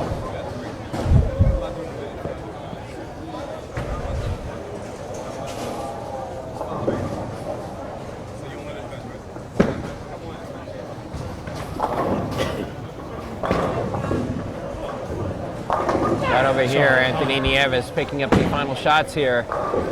Holly Little here. Rob Bateman and Naomi Reese. So Leaves a 10-pin, however, that's more than enough. Then that is a correct finishing of procedure. That's the 4th and final tag. And you will have new champions tag team. And for the first time in a very long while, ever since Boardwalk Empire a number of years ago, the tag team titles will be going down to the DMV. Congratulations to Kryptonite, your new Northeast tag team champions. I was going to say, what about Street Business Cartel? Didn't they win that battle? Yeah, that was the same era back then. Yep. Marcus Marcus was Bell. years ago. Yeah, Marcus Brandon Bell. Yep, at Battle Bowl, the first time we went to Delaware. So, yeah, definitely congrats to Kryptonite, Rob Bateman, Naomi Reese. They're going to be your new Northeast Tag Team Champions. And then the little side of me that Dougie would like to see is that will last 1 month. That their title reign is going to last 1 month. Yeah, like mine. Yeah, like yours, because some guy named Troy Gafkin and John Dansbury are going to have to bring him back up here. We don't say anything about anybody that's winning him, he sucks. You guys suck too. Thank you. We know we stink. We know we stink. Only time you ever won. Pizza's pretty good, I I hear. would have won that shit too. Pizza's pretty good, I hear. I would have won that bet too. Pizza's pretty good, I hear. Danielle here to finish out her 10th frame. She makes the bucket.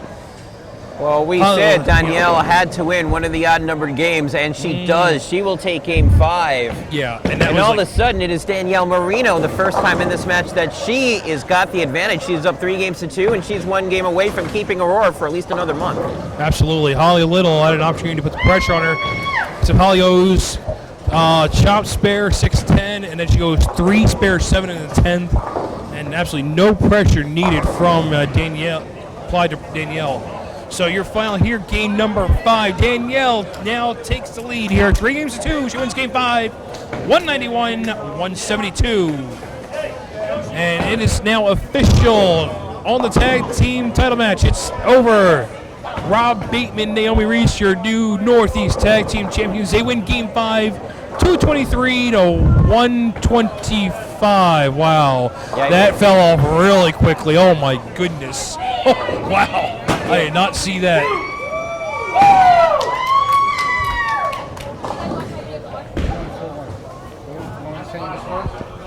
Yes, please. Thank you, sir. Your new tag team champions. So here we are, game 6 now. Holly Little looking to bring the other title back down to the DMV. However, she's got a little bit of work to do here.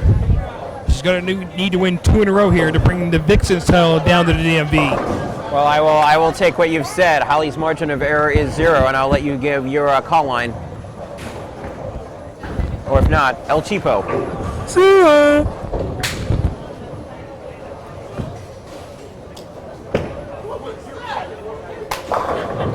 Scott Santos, maybe it took him the first 3 games to warm up, and now all of a sudden he is lined in. Starts Holly Little with the spare. Going in. Again, these are must-win games for Scott Santos and Holly Little. If Holly does not win this game, Danielle retains the title. If Scott does not win his game, Tom Panapianco will become the new heavyweight champion. We've already had 1 title change here today. Tag Team of Kryptonite are your new Northeast Tag Team champions.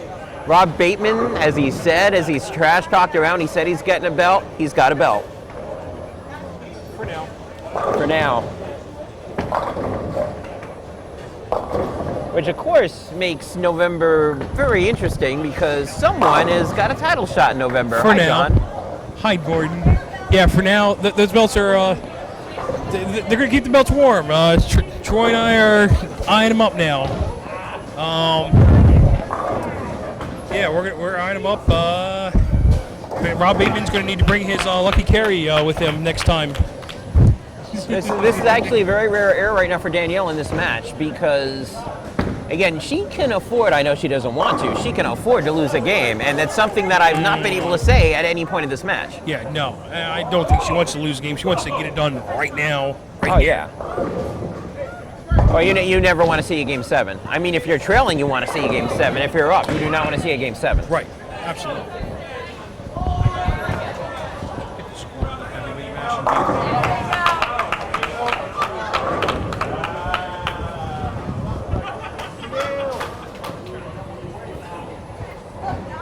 Danielle Merino with a strike in the second frame, and again, trying to take the pressure and press early here. Again, Danielle knows that Holly was struggling at the end of Game 5. You definitely want to get her into pressure now. Do not let her get comfortable at all and continue to have her press. High Little here, second frame. That ball's got to hurry out, and leaves the 5-pin. Well. It could have been a lot worse on one hand. On the other hand, I can raise my left hand right now. Of course, she is a lefty, so I have to raise the left hand. Left hand for the 5-pin. I don't know. I don't know if Impact does powdering here, but let's just hope she doesn't miss this. I do not think Holly will. I think she should make this.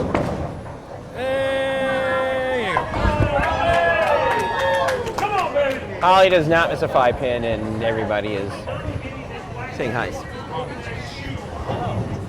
Sorry about that.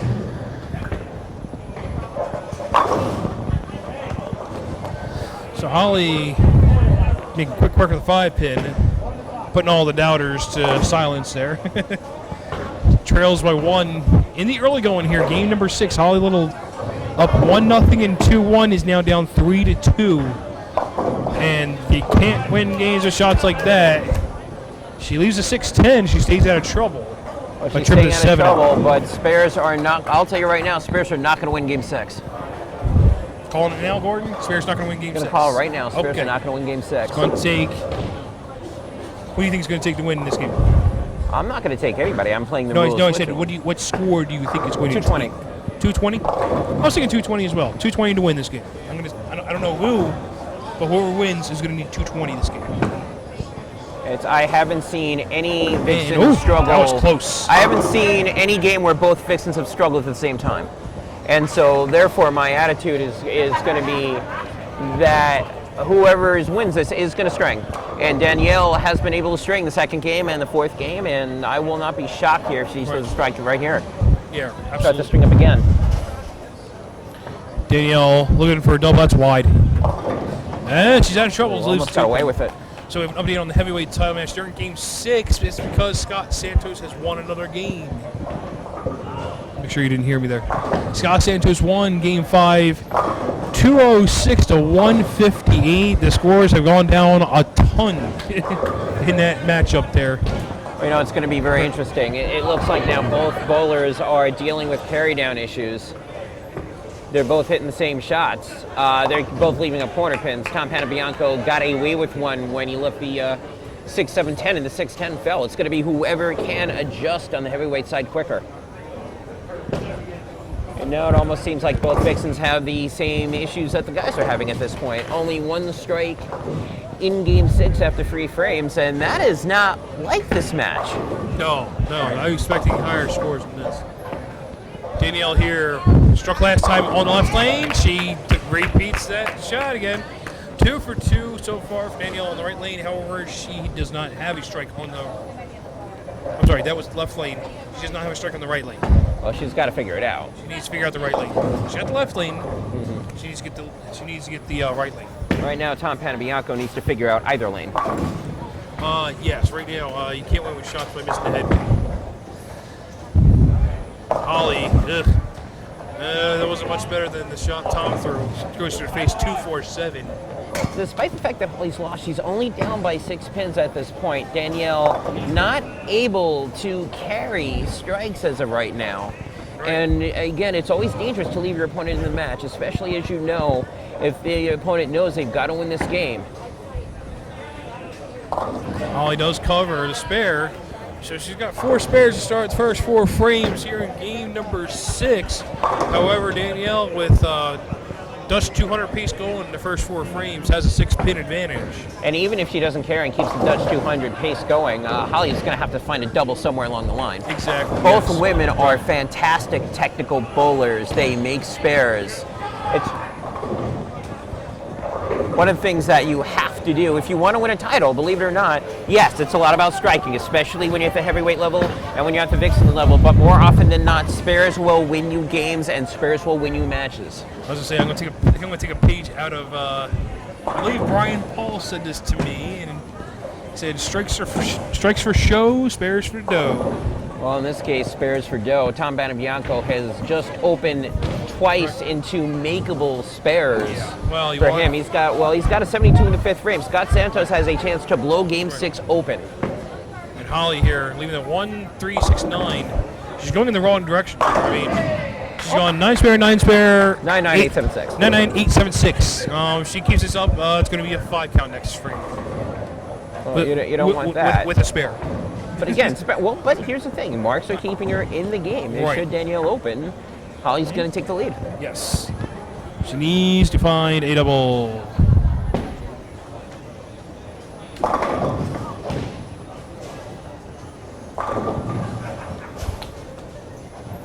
Danielle Merino right now looking for a double, trying to get some space out of it. Gets it. And she's got the ball change working for her. And a rare show of emotion from Danielle Merino. She's like, hey, I got a double. Got a double, but the double though is huge because she's figured out lane 69. She's finally got one on 70. If she throws another one here, this could be major trouble for Holly Little. Oh yes, absolutely. She's got a 20-pin advantage. She can bump it up to 30 and get one step closer to retaining the title. Danielle looking for 3 in a row here. Got it, 10 back. She continues to be perfect on the left lane this game. 3 for 3, and she's got a turkey in the 6th frame and a 30-pin advantage. And now Holly Little's got spares. As I said earlier, spares are not going to win this game. She's going to have to figure out how to get strikes. Exactly. That's in the whole way. She leaves a 2-7. Well, at least she didn't go down to a 5 count. I mean, she went back up to 8 count, but what would be better is that first ball 10 count. First ball 10 counts are pretty good, I hear. Holly, that's got to hold off. Oh, it will. All right, okay. Again, keeping yourself in this. She's got this game, Danielle Merino is up by 32 with 4 frames left to go. 3 frames left. However, she's keeping herself in this in case Danielle makes a mistake. And we've seen that already happen. We have. Danielle, 4 frames to go. She needs to close it out. Can't let this go to Game 7. Can't let Holly get back in this. Got to get it done. Holly here, 7th frame. Light mixer. She gets her first That is a strike. big strike from Holly Little because, again, as I said before, it sets up the frames and it forces Danielle to keep striking. Absolutely right. You know, believe it or not, as much as Holly wasn't striking at all, she can go out for 228. Right, yeah. No, you're right. Danielle, max score 270. However, she still needs to put some work in to close out Game 6. But, yeah, Holly Little, their first strike of Game 6. Danielle, over 4, goes high. Watch out. It's game not over yet. Blah, Staring blah, down for- Gordon, blah, blah, calls stuff, Blah, blah, Gordon. Yeah, blah, blah, Gordon. Yeah, Gordon Dark Cloud, blah, Gordon blah. Dark Cloud, even though he's been here the last 15 minutes. Blah, Yeah. blah, blah. I'm a good storyteller, There apparently. you go. But Good. unfortunately for Danielle, that is the story right now. Her 30-pin lead is now vanished.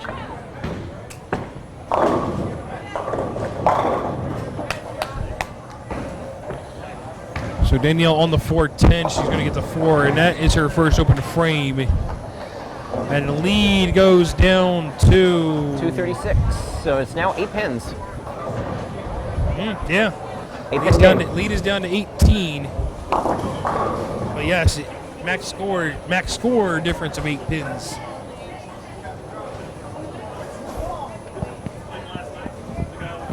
So yeah, if Danielle wants to retain it, she's going to have to earn it.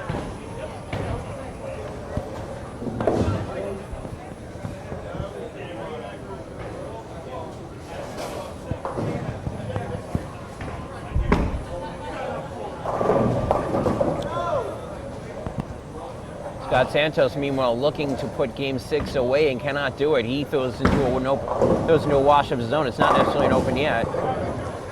But that opens the door for Tom Panabianco to come steal that game and become the champion. Big strike there for Danielle Merino. Absolutely, yeah. Big shot. Way to rebound off the open frame in the 7th frame. A huge rebound. And Danielle's going to need to find another strike here on the right lane.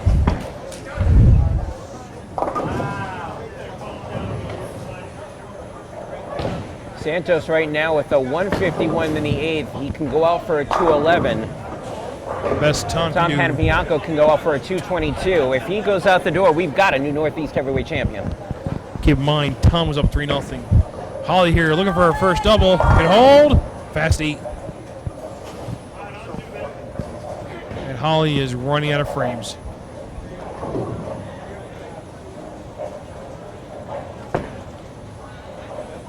And Tom, Tom hold it Panabianco up. returns the favor. Oh my goodness. Tom on a double. Look at it. Close it out. Can't get it. He leaves the 4-7-10.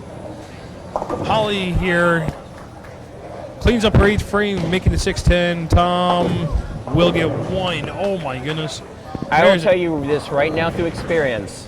You do not, under any circumstances, give Scott Santos a second chance ever, and that is exactly what Tom Panabianco just did. What'd you get? Do not. Do not do ever not- give do not- Scott Santos a chance, Do not. Okay. a second chance to beat you. Right. If you Holly. have it, you got to take it. And right now, Right. Holly with the strike in the 9th frame, that is good right now. However, the best she can do is a 208. Which means Danielle. Couple of strikes from Danielle Merino. I mean, a couple of strikes from Danielle will close it out. She needs to find a double somewhere. So she's right now on a 206 pace. Meaning if she spares strikes the rest of the way, she finishes 206. Holly, the best she can do, 208. And this would be a double that she needs. No, she's 7-10. Well, if she wanted a double, that's a double. That is the wrong one. And wow What is a absolutely right. Absolute horrible break. Foundation frame, 9th frame, looking to close out. And the pins just wouldn't cooperate. My goodness. What a horrible break. Danielle going to get 1 here. Oh, man, what a horrible break. So there we go, 10th frame. What, you got a match today? 10th frame, 3 in the 10th for Danielle. Give her 204. The best Holly can do 208. So right now, Danielle can't shut out Holly, but she Yeah, will put you the can. pressure back I mean, on you'd her. lose, obviously, but you'd still be on the list. But yeah, I need you to stick around here. For a While little bit, Danielle obviously. waits on the heavyweight side. 10th frame, Game 6. Scott Santos down 3-0, 1 point down 3-2 in Game 6. He can close out Game 6 and force Game 7 with a mark in the 10th frame. He washed out last time. This time, does he have it? He's got it. 10 back for Scott Santos. We're going to see a Game 7 on the heavyweight side. No, not the first time that this has happened where someone's come back down Right. 3-0 in a title That's match. it. There's been She a did not number like of it. times where that has happened. And speaking of Game 7, Holly Little with a mark. Actually, no, Holly Little's going to need a strike. If she gets one, we will be seeing a Game 7 on the Vixen side as well. Well, first, the spare shot. Danielle with spare strike will go 194. I got time.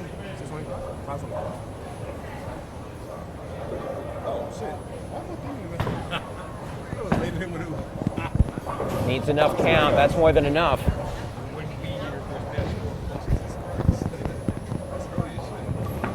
It's Danielle on the 6'10".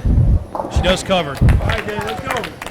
So 5 or better here on the field shot will force Holly to get the first hit in the 10th frame on the right lane. And so far on this right lane for Holly Little, she has not struck this game.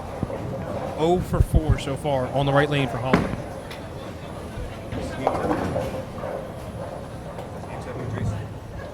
I think that's 7, yeah. So Danielle looks like she can get more than 5. So stuffs that one. Danielle in the clubhouse with 194.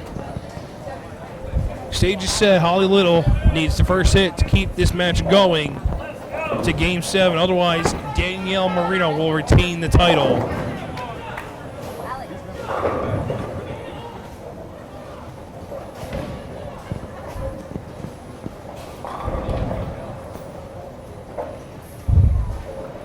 This is to force Game 7. It's got a hold. Oh, the 10 almost stood up, but it went down. And we're going to Game 7. And all of a sudden Bobby Ree's fired up now.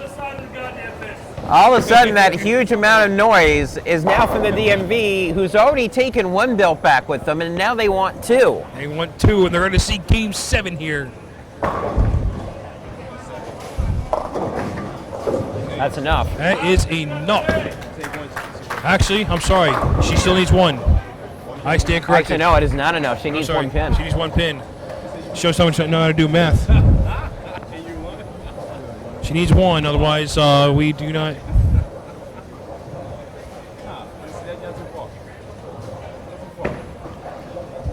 And it looks like 1's good. That 1's good. That was a good time to chop that. She wins Game 6, 195, 194. We're going to Game 7. And on the heavyweight side, Scott Santos has fought all the way back from 3-0. He's going to see Game 7 as well, as Scott wins 197, 164. And the DMV crowd hanging around for a couple of Game 7s. They have 1 title already. You had Rob Beatman there, 1 half of the tag team champions. They just won. Don't worry, keep it warm for me, buddy. By the way, we have an amazing story coming out of here, and I want to talk about this. Danielle to start Game 7. I did see some BS carry. That was some BS carry. By Here the you way, go. we have an amazing story coming to this, and I want to mention this very, very quickly All right, go while ahead. with the start of Game 7. Okay, go ahead. Shondite Faison had to take his mom to the hospital early on today. His mother dealing with cancer. He missed the first 2 games here, shows up in Game 3, wins the next 4, defeats Phil Burnett 4 games to 2. So I just want to put that out there, Shondite, and your mom, we're thinking of you, and all prayers. Yeah, absolutely. I mean, to do what Sean Knight did today, I mean, that's a winner right there. I don't care. I mean, That may be that's- one of the biggest winners that you have over here. Meanwhile, Danielle, an uncharacteristic miss of a spare. Can Holly take advantage she flagged of it? the 10 pin. Holly to the face, almost in trouble. She leads to 4-7.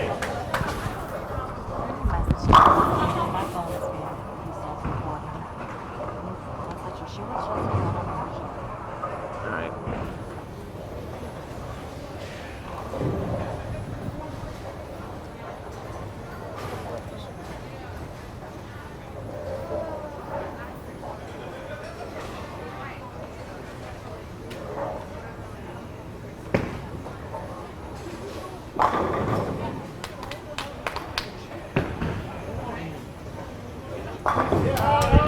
Holly does cover for 7. So Holly with an early advantage here in Game 7. She forced Game 7, throwing. She went strike 8-1 to win by 1 pin in Game 6 to force Game 7. And on the heavyweight title side, as I mentioned before, Scott Santos crawling all the way back from 3-0 to force Game 7. As he won and only won 194-157. And that is the DMV crowd in attendance. Holly Little with a strike in the second frame. She keeps the 11-pin advantage. 1.5 through. On the heavyweight title side, Scott Santos, Tom Payne Bianco. They're putting it all out there here in Game 7. Both bowlers perfect through 2.5. Well, both games are going to get barn burn over here. And in the case of Santos and Ken Bianco, it may be which bowler does not throw a strike first. In the case of Danielle Merino, Danielle already in a little bit of a hole. If Holly has figured it out in Game 6 and takes advantage of Danielle, it's now Danielle that's got to start throwing strikes. Right now, Danielle, what an absolute worst time right now. Did not have a good look right now. Get out of here, go to work. Last shot went high, left a 6-pin, and she does cover. Right now, Holly, she keeps the ball in line, has a pretty good look. I mean, it's just a matter of just getting the ball to where she wants it, and I mean, she can't miss in. She can't miss in, so. Penny Bianco right now with the first non-strike. He does pick up the spare, but now he is trailing Scott Santos by 13. Going into the 4th frame. Danielle, on the other hand here. Looking for her first strike in Game 7. She's got it. She snaps the 10 out. Much needed strike by the champion. The question now becomes, how big of a hole has she just put herself in? Well, it's 11 pins at the moment. And Tom is starting to dig a hole for himself. Holly, a little high, watch out. She gets that 10 pin out again. She did the exact same thing the first frame.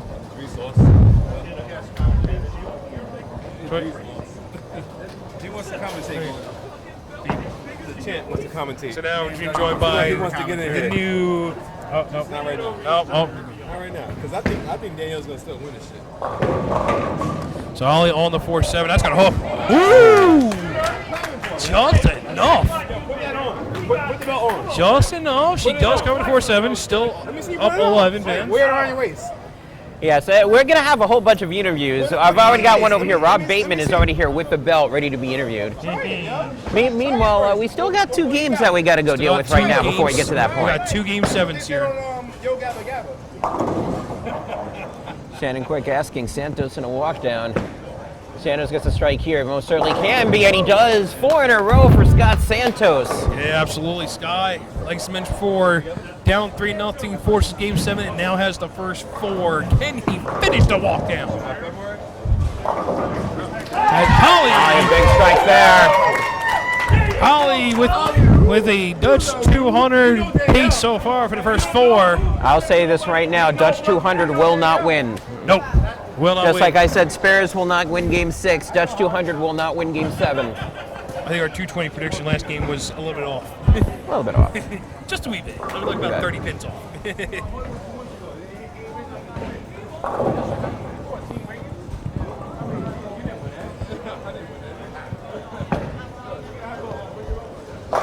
Scott now with the front 5.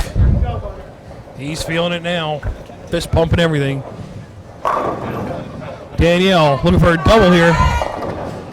Ball does not get up. She went high last time on that lane, leaving the 6-pin. She makes the move in, and the ball just never got back to the hole. 2-5-8 standing for Danielle Merino. Another thing, the one thing that I will say that both games have in common right now And of course, this can change, but both people that were up 3-2 had a chance to end it. Neither of them did, and they may be both regretting that at this moment. Danielle Merino with the spare. She's only down by 11. However, in a major however here, you've got a strike by Holly Little, and she can start opening up this lead. Yeah, you're absolutely right. I mean, the door is now open the other way for Holly to take advantage.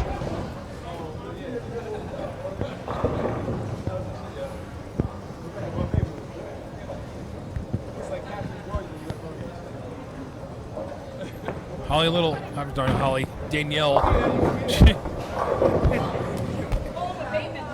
Danielle Merino leaving the 4-pin. And That's good. Okay. That shot just a little bit in, and didn't hold off enough. Fortunately, just a 4-pin. 9 went down a little late on that shot.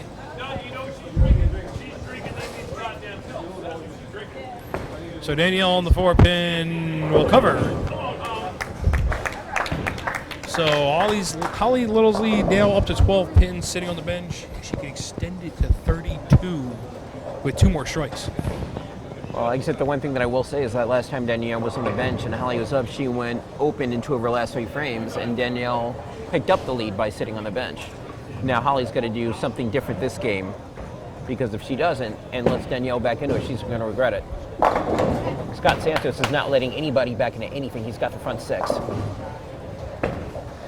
Holly looking for the first double of Game 7. Lahai, 6-pin.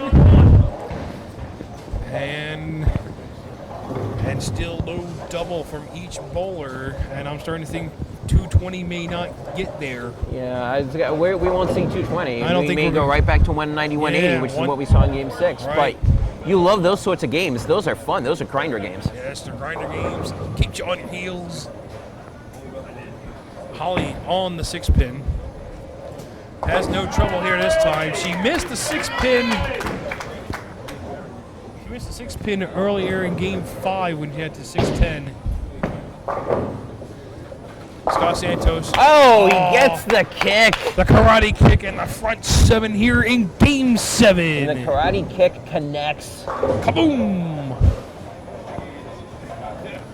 Holly Little looking to keep the Dutch 200 pace going. She does! 3 strikes for Holly Little on the left lane.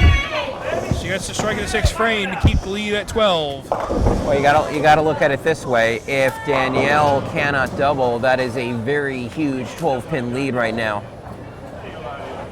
Danielle's got to figure out how to double, and she only has got 5 frames to figure it out. Well, and the problem lane is the right lane that she's on now, and to make things worse, she's got to finish the game on the right lane. She's got to find it right now. Makes the ball change. She's gonna get there. Oh, it's a big ball change right there. You said it, Gordon. That was huge. Keeps Holly at 12 pins. And this has been her pretty good lane.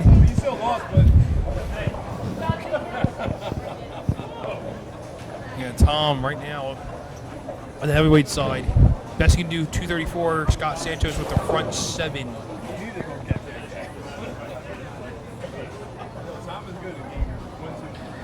Danielle, she's going for the first double of Game 7, 10-pin.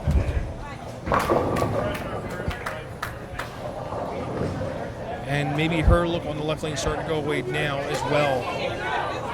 And it could not come at a worse time. Scott looking for the front 8 on lane 68. He's got it. Scott Santos down 3-0. Climbs his way back up, forces Game 7, and has the front 8 and is 1 shot away from retaining the title. How would you like that for the comeback match of the year, down 3-0, win, and then finish off Game 7 with a tray? Dark Cloud has just struck.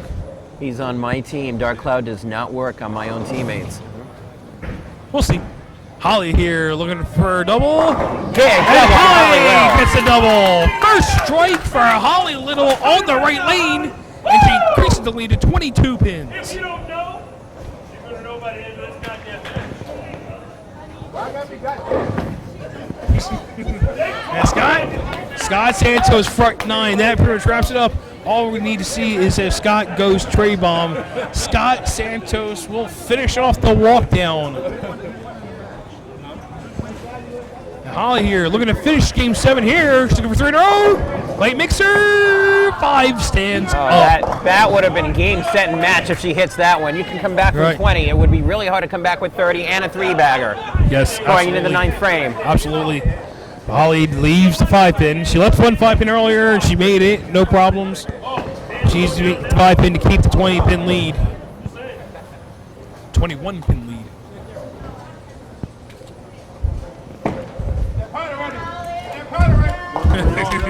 Holly's not going to miss a 5-pin. That was her second one. She's not going to miss a 5-pin. No use worried with the 5-pin. Danielle can go out for a 228, if my math is correct, which is not 218. 218.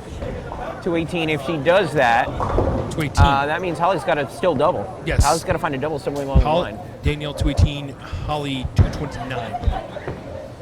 Can Danielle get another one? Nope. Through the face. She got that one a little bit in, and it just did not hold. And Danielle, 2 frames to go, down 23. Assuming she makes a spare. She does. So 2 frames to go, Danielle down 23, and it has no look on the right lane. She's going to need a lot of help from Holly. Otherwise, the DMV, who came into today with no titles, could walk out with 2 Northeast titles.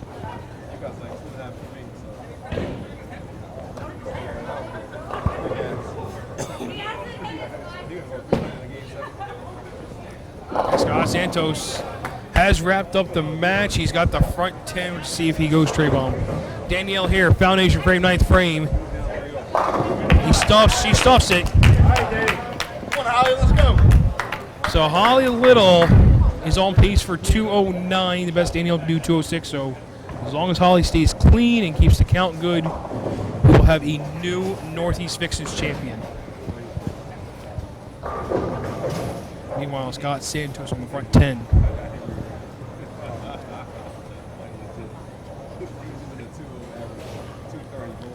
Scott Santos, gonna get another one. Yeah, you got it. Front 11 for Scott Santos. Holly here, 9th frame, 7-pin. So if she makes it, she stays clean, she's okay. And here's the interesting thing. Even if Holly opens, she is still in control of this game if she strikes out in the 10th frame. Holly to go shoot the 7-pin. And we'll go back to Scott. So Holly on the 7-pin. Watch out. Oh, we got a new game here. Open frame now. So Holly will need 3 in the 10th to close it out. Scott Santos has benched for this one for 300 to cap off an amazing comeback. This one for 300. 7-pin. And Gordon and the Dark Cloud. And Dark Cloud's rock. All right, fine. Maybe it doesn't do it, and maybe it still affects my own team. Holly here, looking for 3 in 10th. She gets the first one. Holly Little needs 2 more to shut out Danielle Merino for the title. She needs just not 1 more. She needs everything. The best that Danielle can do is a 206. She goes out, it's a 207. Anything less than that, Danielle can at least force a tie, if not win. Exactly. So she not only needs strike number 2, she needs strike number 3.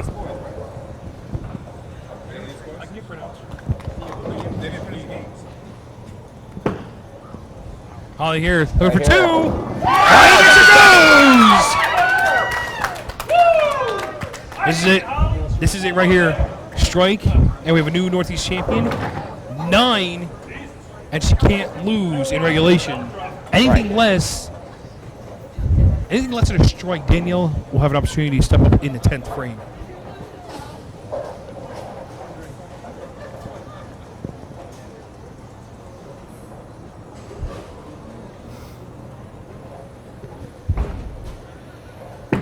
This is for the title. It's got to hurry. 8 count. Not only is that not a Match strike, it is not a 9. over. And now Danielle Merino, if she goes out, she will retain the title. Danielle has an opportunity to retain the title on a lane in which she has 1 strike this game. And just like Holly, she needs everything.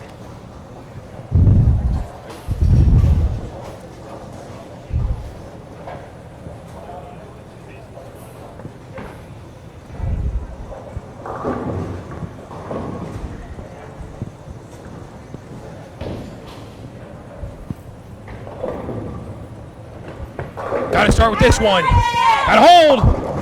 4 goes out. 9 stands up. And that's it. Holly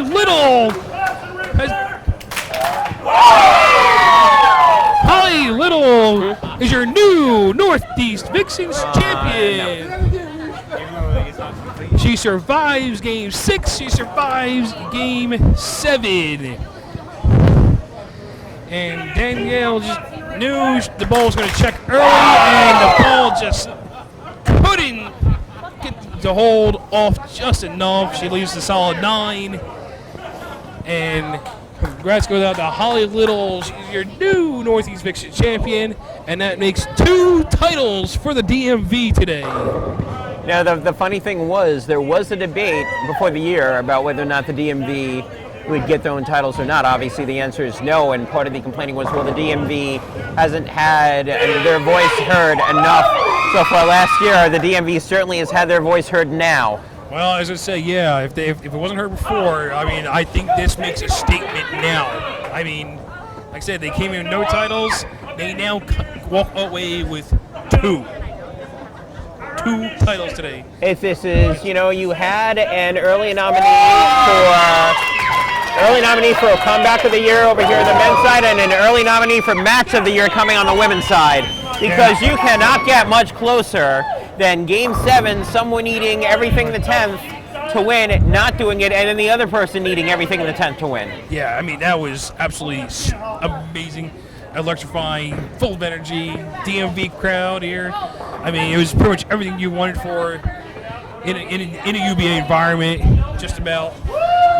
And of course, the DMV coming out on top here in the Vixens and Tag Team title match with Holly Little, the new Vixens Northeast champion, Rob Bateman, Naomi Reese, your new Northeast Tag Team champions,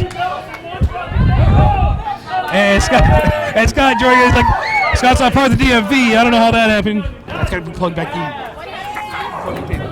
And Scott Santos retaining the title, coming back from 3-0 to win 4-3 and shoots .299 in game 7. What a day! What a day of matches here at Bolero, North Brunswick.